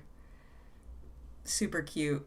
it was hard with the lighting because it was dark in the foreground, light in the background, but it ended up being a very cute photo with the Tower of Terror in the background, which is themed in that park to the Society of Explorers and Adventurers, SEAC for short.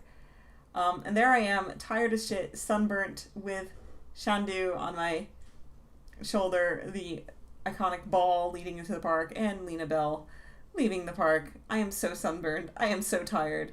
My legs were giving out at the end of walking through that day, but I got to see the end show, and it was so cool. Very good. Because there's this big lake in the middle, and they do like the whole thing on top of boats. Yeah, it's cool. Next day is Smart Doll Day. So here we begin to see, oops, let me bring down the image again. Picture viewer, bunk. I can never find the right size for this sometimes. Okay, we're going to leave it here with the gray. If you see this, you know you're getting close. If you see this, you know you're getting closer.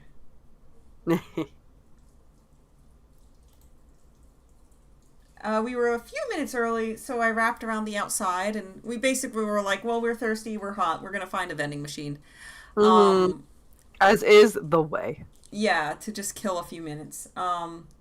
So here we could see all the advertisements outside, and all the dolls sitting and waiting for me to check out on the inside.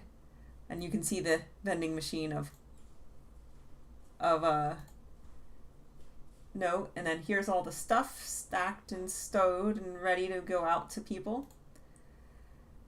As I was going there, I realized why they said that window of like 2 to 5 or whatever for visiting time, which Smart Doll you can't just go into. You have to email them ahead of time because they never really truly reopened as a retail destination after COVID. But you can email them, request that you can go on a certain day. They'll tell you which days and times that is okay. I realized the reason they said after 2 was because they do their DHL pickup right before then. So we watched the DHL go, which after we finished our drinks, we realized, oh, okay, now we're okay to go into the shop because they're done with their shipment. So right on the dot, I knocked on the doorbell, and the associate said, I started trying to explain I had an appointment in Japanese, and they're like, you can speak English, right? And I'm like, yes. And they're like, do that. And I'm like, thank you. That makes sense. They have a lot of people from all over the world who visit. Yeah, and so I was able to set up my doll just to be standing with all the rest of them right in the pack, which was really fun just to have her there belonging with the rest of everybody. I ended up taking off her wig because her eyes glow so nicely with that. So it's a fairly small place with a sneaky little Mirai up at the top there. And it was hard to get photos without school children were coming in and out and to and fro, because I think a lot of these places they're close enough to home that they can like walk there and walk back for lunches and things like that. So it was hard to get pictures without someone in the background. But then I took pictures around the shop. A lot of stuff that you've seen. But here is new Cortex next to old Cortex. Very cool seeing her in person. I am very excited to see that develop further. It must be getting pretty close. He's testing her out, going through the national parks in the U.S. right now. Here we can also see the original way that the Smart Dolls were packaged up with their full sets, and the Smart Doll Pluses, the fully working, I believe, PC in the back here, and the new Evolve frame, I believe, here, as well as how he tests the fit for these frames, which is to have clear vinyl cast. Similarly, that's why Melfina exists the way she does, because to test the frame fit on the original Cortex, he casted it in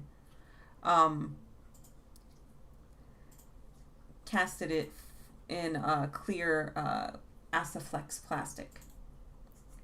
Here is the wall of cool,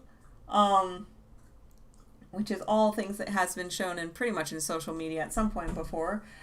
Missing from here is some of the dolls that are with him as he went to the conventions that he was at in the US while I was here in Japan, which was kind of a funny change of hands. I think my favorite on the wall, in just a brief glance, is the witch outfit because she's in season. Yeah. And the mecha arms.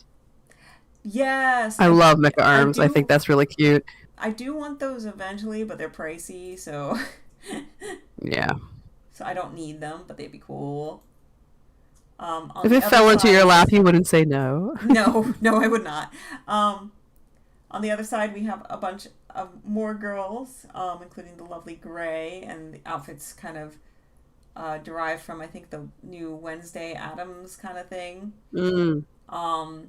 In the back, they were working on some beautiful wigs in a beautiful color that I did not take a picture of.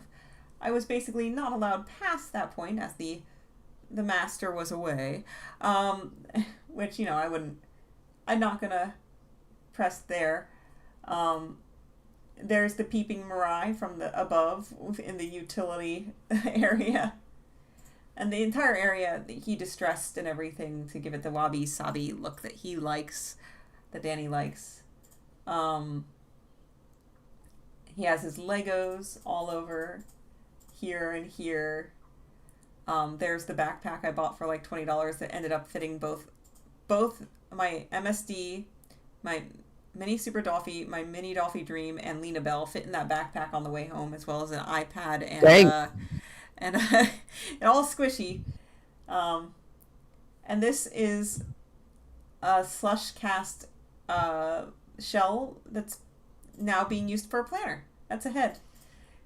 They used to make heads or failed at making heads, and now it's that. Delightful. In addition to this being a Batwoman thing, which I really enjoy because I like the iteration of Batwoman currently with the black and red, both me and Jesse really liked the distressing of the thermostat. Yes. Was quite lovely.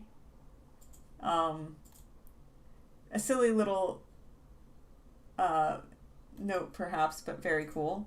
Close-up of the birds. Oh, I love the chicken feet! Yeah, that were used for, what do you call it? April Fool's Day joke. But very cool. More of the originals. A few more pictures of the frames. And Smart Doll, mini Smart Doll, Pocket Smart Doll that currently only exists in a, mannequin format. Not really jointed, I don't think, yet. But is a very nice, slim, a little smaller and slimmer than Slim MSD size, which it would be very nice and portable and easy to use. A look at the back wall and the things you've seen before and how he nicely organizes it all. At which point I was done taking photos and things. I requested for the items that I needed, and which was the push-up bust and hand pack 2, which of course ran about $200 because Smart Doll. Took one last picture of this girl who was delightfully in season, and then finally took a picture of the front door with the little, right there is the buzzer. So if you go there and it's time for you to go in, push the buzzer and look confused. It should work. There's a lot of distance you can go by being very honest about how confused you are. Yeah, I cannot speak highly enough for the push-up bust. It looks cute. It looks lovely. It really do. So yeah, I highly recommend push-up bust. I realized as I have reorganized things right to left that you are no longer getting the image capture off of that, but just the image capture off the OBS. Hopefully that was fine. Yeah, no, we're good. Okay. Let's see. Go back to window capture. See if we can't get through the rest of these photos. We're getting close to the end of the trip here. Oh, good. Here's a cute Then we can both get Similar. Yeah. Here's a cute waterway just near the smart doll. It looks like a traditional wagon on there, which is cute. Uh, Oh, the Lika again. Yeah, this was the other Lika thing that I saw in the Gashapon where you could just get shoes for $3, but $3 for one tiny little pair of doll shoes, well, even at the yen to whatever exchange rate, was pretty good.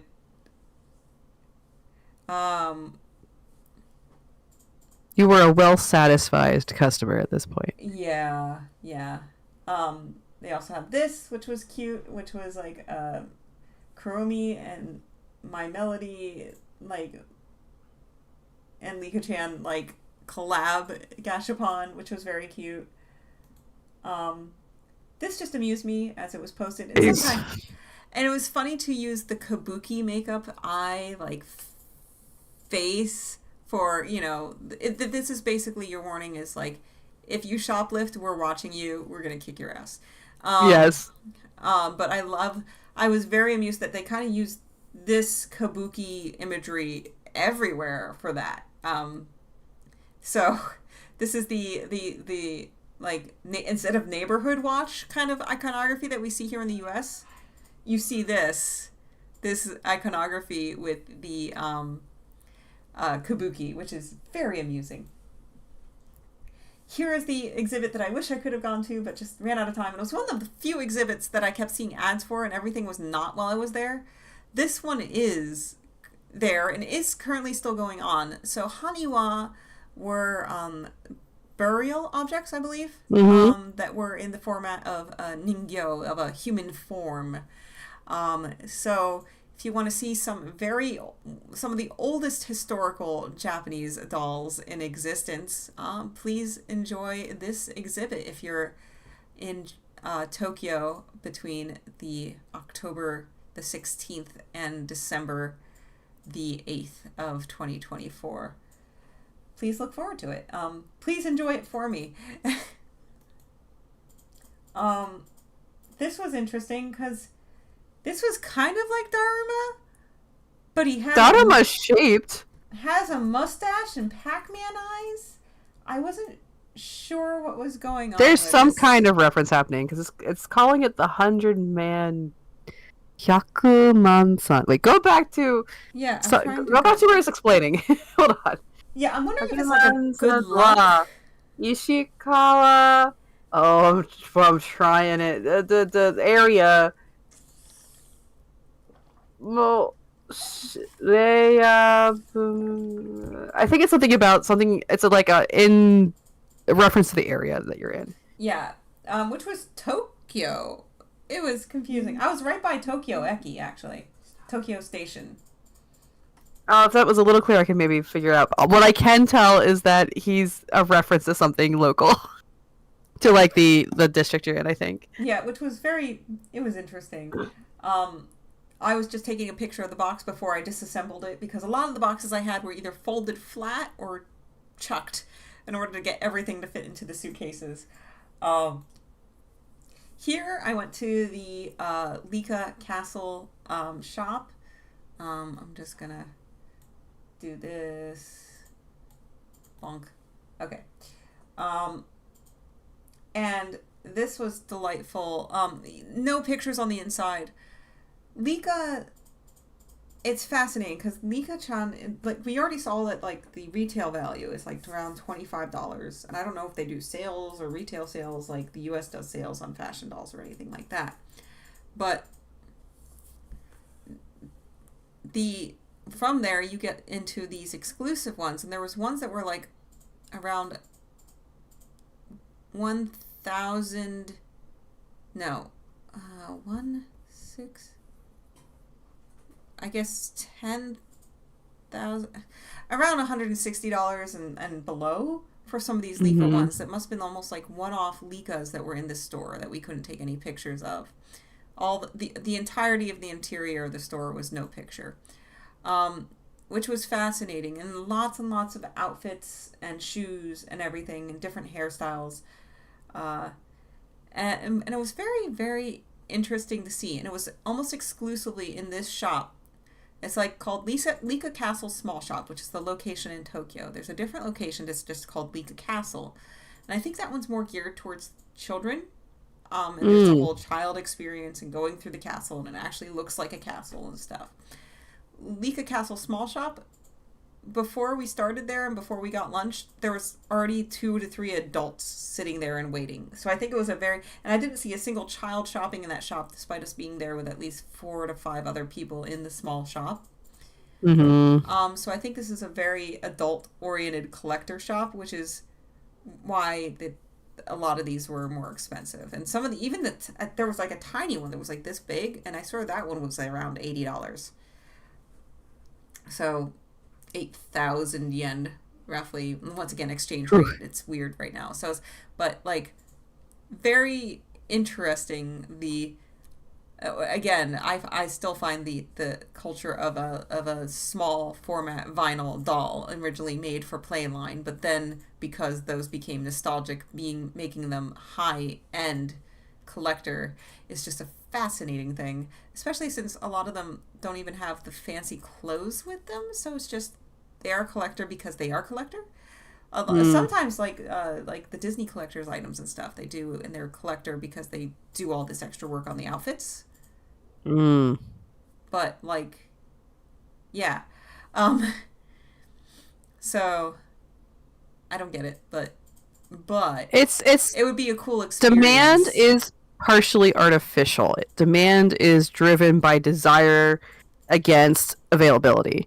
Right. So if there is demand from a nostalgia market for an item that was $5, but now because of time has become limited, then it goes up. So, is the way I kind of understand it. Here was another, this was Akihabara Mandarake. This was an interesting one because it was just very doll-like.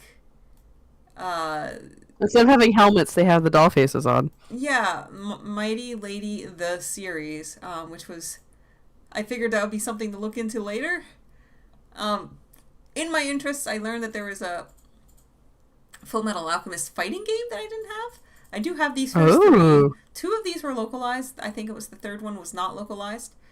So yeah. Then I made my final, as my friends shopped up and down Radio Kaikon for their geeky needs, I made my final return trip with 2 dolls in tow this time to the photo session, and I did my final photo session in Akiba the day. Oh, with your 2 friends. Yeah, so they're really beautifully in scale with each other. They get to be friends together. Mm-hmm. There was also over here this school one, but I thought it would be slightly out of scale, and I didn't have like good school outfits, so didn't do that one. But I did do this very seasonal one. It was hard getting them balanced and looking at the camera. That one's a good one. Look at that new stringing doing the work. Yeah, she stands so much better now. Thank you, Volks. And I put she's so cute. I put Momo into the Cheshire Cat sort of outfit, so she's kind of also a costume now. It works so nice on her too because it's all the purpley pinks. Mm-hmm. And then just a few more pictures going around. Someday I still want a saber, just for no reason other than that she's gorgeous. I don't. I'm a little over Fate, though I enjoyed the gameplay. I got. It has nothing to do with Fate. It's not the character. It's just how she looks because she's in full armor. Yeah. See, if they didn't. I want her. I want a lady with a sword. I mean, I wish they would do Claymore. Claymore would be cool. That would be fair. Yeah. Ooh, Claymore would be very cool. Yeah. Every now and then, Shizu-san also talks about Claymore, and I'm like, yes.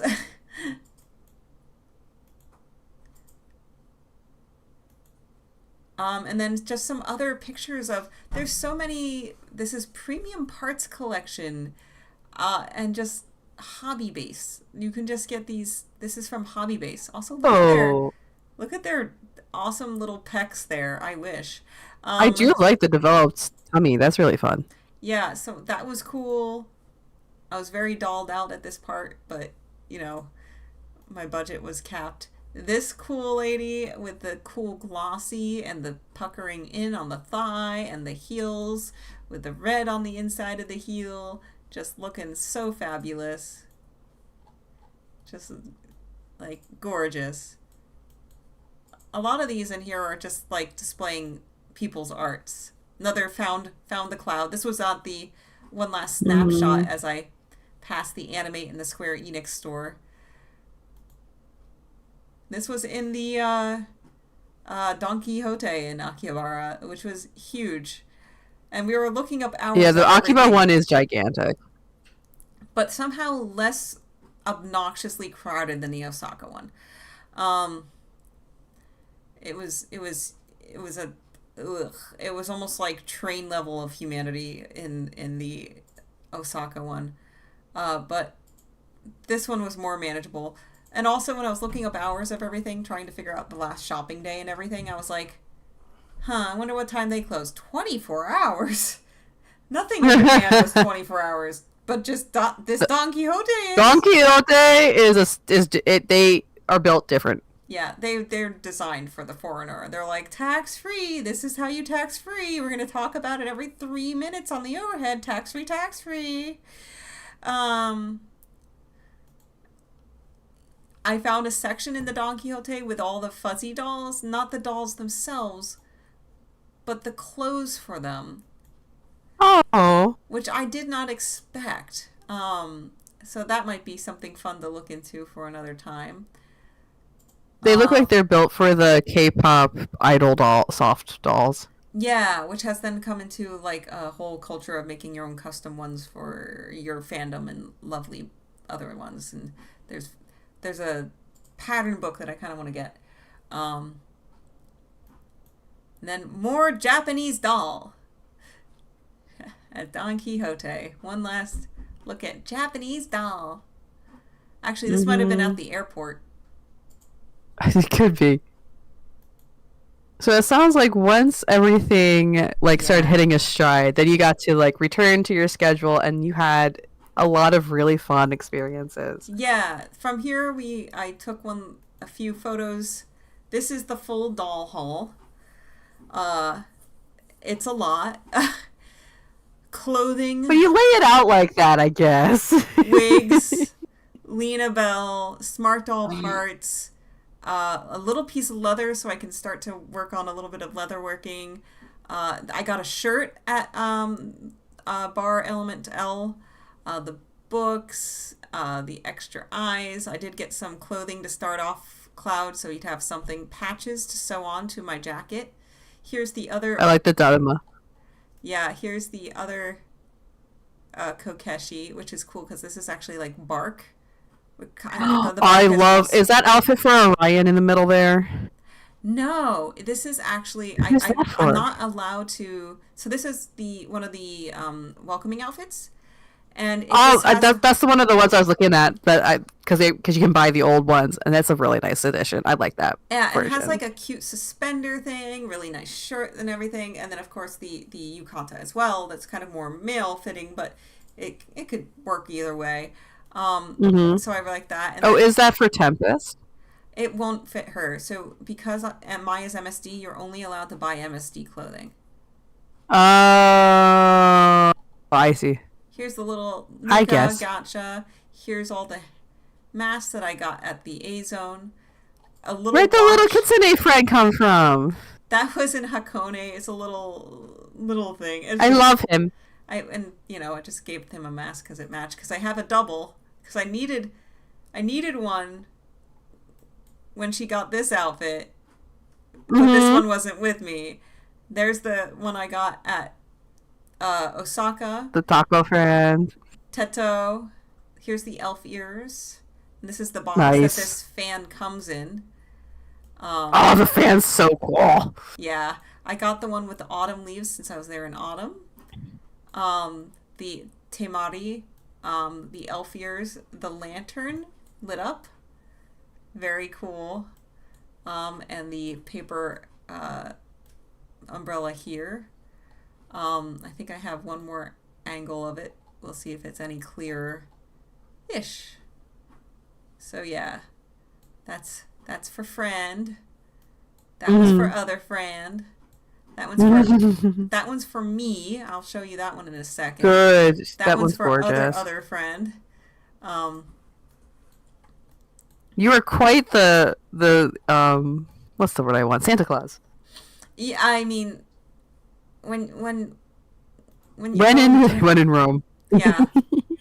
Are the masks lined up on a bit of kimono fabric you picked up? Yeah, that is the kimono fabric that I got in addition to this doll. Right at the there was a temple near Harajuku area. Yeah.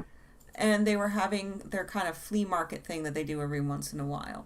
The flea markets are always good. Yeah, so that's where I got this, and they were each like $10, which is amazing. This is a lot of silk, and it has a nice small pattern, which will be great for dolls, which is why it's on the doll swag table. I have a different picture that was with everything, and it was very hard to fit on the table. The Dolphy Dream Box, which had been folded flat in the luggage. And of course, we have our lovely girl in their new push-up bust, and Tempest in the doll choice wig here that is specific. I think she needs a little darker color to have it work well for her face. But I really still like it, though. Like the cut and how it frames her face. So I want to find something like that, but just a little darker. So I'm not mad that I got that in that color, but it's cute. I do like it. Yeah. Ooh. Yeah, this was the one on the left is pretty. Yeah, that one's a gift for a friend. And nice. That was a 3,000 yen fine in a Mandarake. What? Please go to Mandarake's. Mandarakes are your best friend. And anytime you go somewhere slightly more remote, mm-hmm. find the nearby Mandarake because it'll be less shopped through. Like the Akiba one is gigantic, but has so much foot traffic that sometimes, unless you're like me, I'm often into like very rare things no one cares about, so I can find things for myself. Yeah, so but in the more remote ones, you have more of a chance for like a little surprise. Yeah, so at Akiba, Mandarake, Book Off, etc. I love Book Off is my favorite place to be. Book Off. There's Book Off, Hard Off, Hobby Off. And you will find what you're probably looking for. It'll have a very good choice of items, but there will not be a very good discount. Meanwhile, I went to a more out of the way Hard Off. I think it was after I went to Smart Doll. I think it was that day.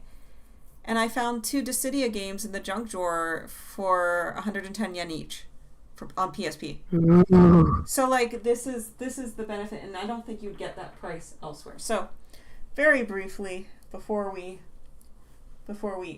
round out here the thing, I'll do local center. One of the things I've always wanted to do was to purchase one of the very nice special artist kimono. Yes. And that is what I had done. And she looks amazing.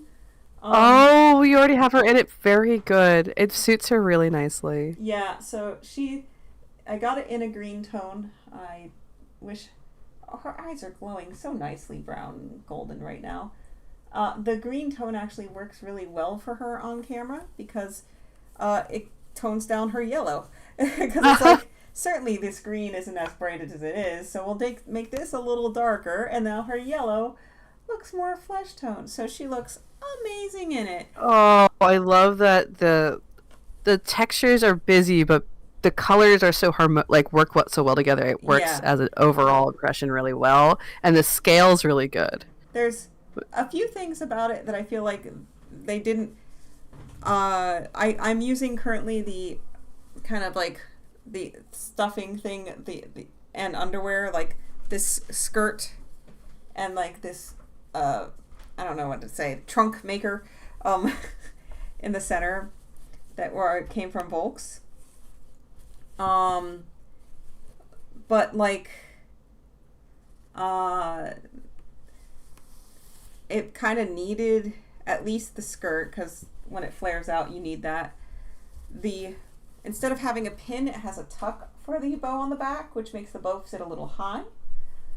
I was not sure exactly how to do the obijime. It's a little bigger than I'm used to. Well, not obijime. The thing on the center. It's obi something. There's so many. Oh yeah, no, I think obijime might be what it's called. So the top piece I thought was obijime, but I forget what the center piece is called.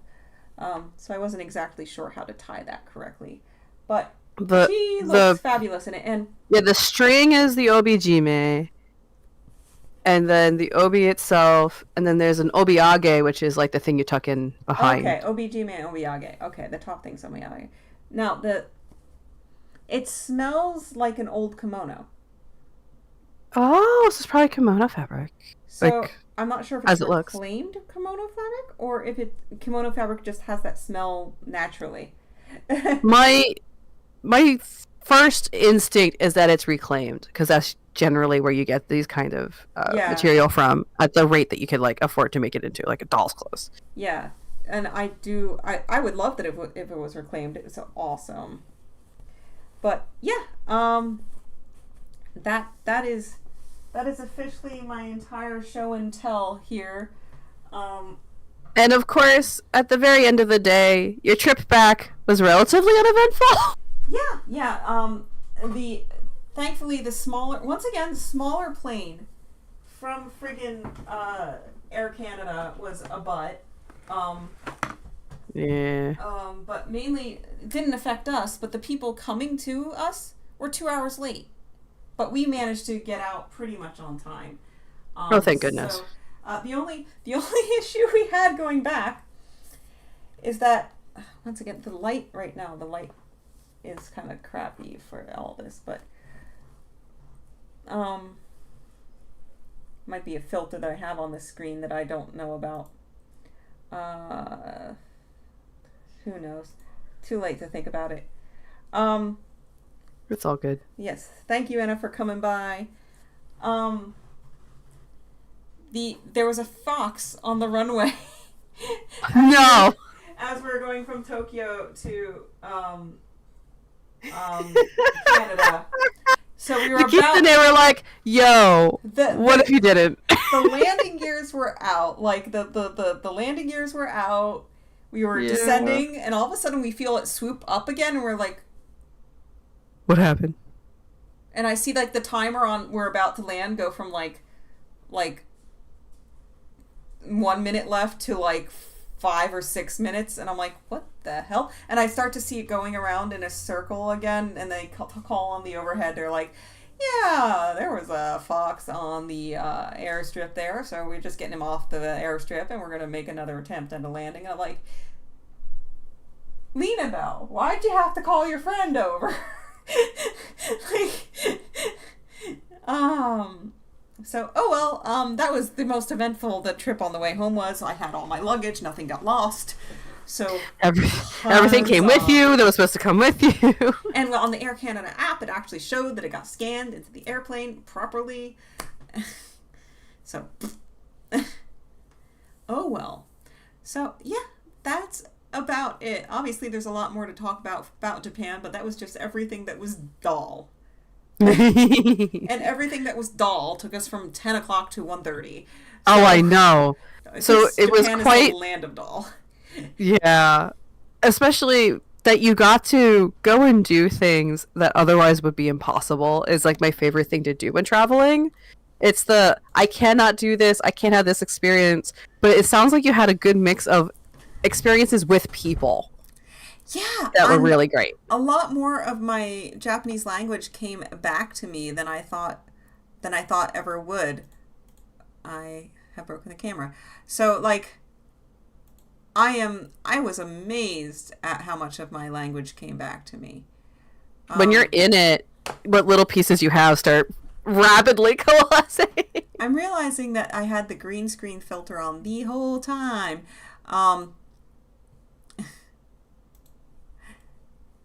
Okay. That's better. But I mean, I'm still just a very bright area, so whatever. You're good. So what was like, if you had advice for someone else who wanted to do something similar, what was the most useful thing that you think you could say?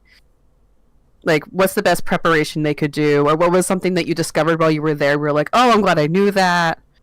Or is it just the advice to be open to ask questions and try your best?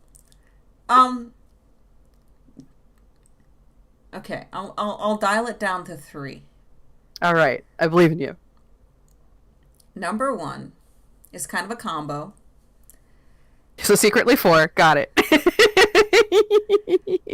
Get your data sorted out ahead of time. In terms of like access to Wi-Fi kind of data, you mean? With no access to data via your phone data, not Wi-Fi. Or you know what I mean? Yeah. Just because there is a distinction, so I wanted to be clear. So get that sorted out ahead of time and get that Google Translate working, because especially if you can simplify phrases to put into English. If there's a more difficult concept, but you can put it into like 3 or 4 simple English sentences, you can type it into English, have it translated, and just show the phone. It is very helpful. There's certain things that are just, like, I wanted to say to, like, I have pretty good Japanese, but I wanted to say, thank you for fitting me in because the original day was too busy. Very simple sentences on their own. No idea how to say that in Japanese. So I typed out that and showed it to them, and they understood. So that's part 1. Subsection A, download your local maps to Google Maps to save your data. Do that ahead of time while you're still on your home Wi-Fi. Section 2, know a little bit of the language. Google Translate and stuff is good for, you can roughly translate your katakana and everything by using the camera and everything to look at stuff. But you're going to want to know a few simple phrases, which I'm sorry. Thank you. I'm sorry. Arigato. I'm sorry. I don't know what's happening. Sumimasen. Shitsure shimasu works very Shitsure well shimasu. for getting through crowded zones in Akiba and stuff like that. So that's a very good one to know. Arigato. And then one that I love a lot is osusume. Osusume wa nan desu ka? What is your recommendation? Is a wonderful one to know for food. So I recommend that phrase. So if you have those few phrases, as well as like learning how to ask where the toilet is, because public restrooms can be hard to find and public trash cans are like non-existent. Impossible. Yeah, absolutely non-existent. So with those, that will do you very, very well. Final recommendation. If you're going there for doll things, your dolls are your key to your socialization, and people will try as long as you have that doll or pictures of your dolls or things available. So if you have all the phrases from point 2 and a doll or pictures from point 3, and you go into these little tiny bars or you're taking pictures or things like that, doll family is doll family across the world. We understand. There was a moment where they brought the small, like a fashion line doll. It was either Lika or her older sister, onto the table. But the stand was like a so-so stand. And the entire group of like 4 to 5 of us at the bar whereas as the owner was like removing the lightly balancing and removing their hands from the doll, everybody was like, stay, stay, stay. Good. Everybody knew. It's a common culture. It's like it gives you this signal where sometimes when you're a foreigner walking into a space, there's always that little bit of scary of like, oh, I don't know how this is going to go, because sometimes people don't know what they're doing. But if you have this signal of like, no, I'm one of you, suddenly you have something in common that makes you approachable. There is culture that transcends language. Food is one of them. Mm-hmm. Once again, knowing how to compliment food is a good language to know. Compliments in general. Yeah. If you learn like 10 phrases, you should be good, and complimenting food is a good one. Mm-hmm. But like, yeah, it just dolls is a common language. It transcends the language of this verbal thing that we do. It is international, and it is universal, and it is lovely. And Japan is the land of dolls, pickles, and baths, and stairs. And stairs. Everything. Your was glutes, great. so great. Looking so good. I'm hoping, because I did gain about 5 pounds in food, but that could be at least a half pound of muscle. I could hope. Oh my God. Yeah, it's hard to find elevators up and down of all the public transport. So just FYI, and enjoy that. And then to keep the water out in the subway, there's like 2 extra steps you go up to go down 2 extra steps. I realized is why there's extra steps there, but it feels like they're just dicking with you when you take 2 extra steps up to do 2 extra steps down when your legs are already burning. You're just like, yeah. Why did you do this to me? So yeah, that is my recommendations. There is areas I did not go to. I went to From-Sen, which was a doll shop. I did not go to Little World. I did not go to Tenshi Namato. I did not go to the Dolliteria near Tenshi Namato. I love Tenshi Namato. Because of the extra 30-hour trip to get there, we lost a day. Yep. So the day that we lost was the day in that area. Yeah, you were going to wander around there and did not get to in Shinjuku. Mm-hmm. All right. Well, you came back in one piece, richer and poorer in both directions. Yeah. You've invested your money in something else. Yeah. Should we wrap up then to give us both freedom for the day and bathrooms? Yeah. And then we can all have lunch, and whatever time period anyone who's watching is in, we can release them to their day.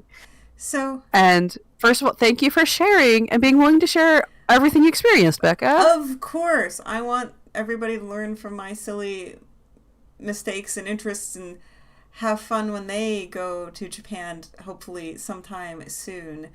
So as you watch all the fun one-offs come here for the, what is it, the 6th anniversary or 5th anniversary of the Volks web store, remember, you gotta keep collecting dolls. But keep a budget, because eventually you're going to make it to Japan. And you're going to want to have like a good $2,000 on your on hand. And definitely make that happen when the exchange rate is real good, and put that cash aside. Yeah. Yeah. All right. Bye, Have a good night, everybody. Thank Bye. you all.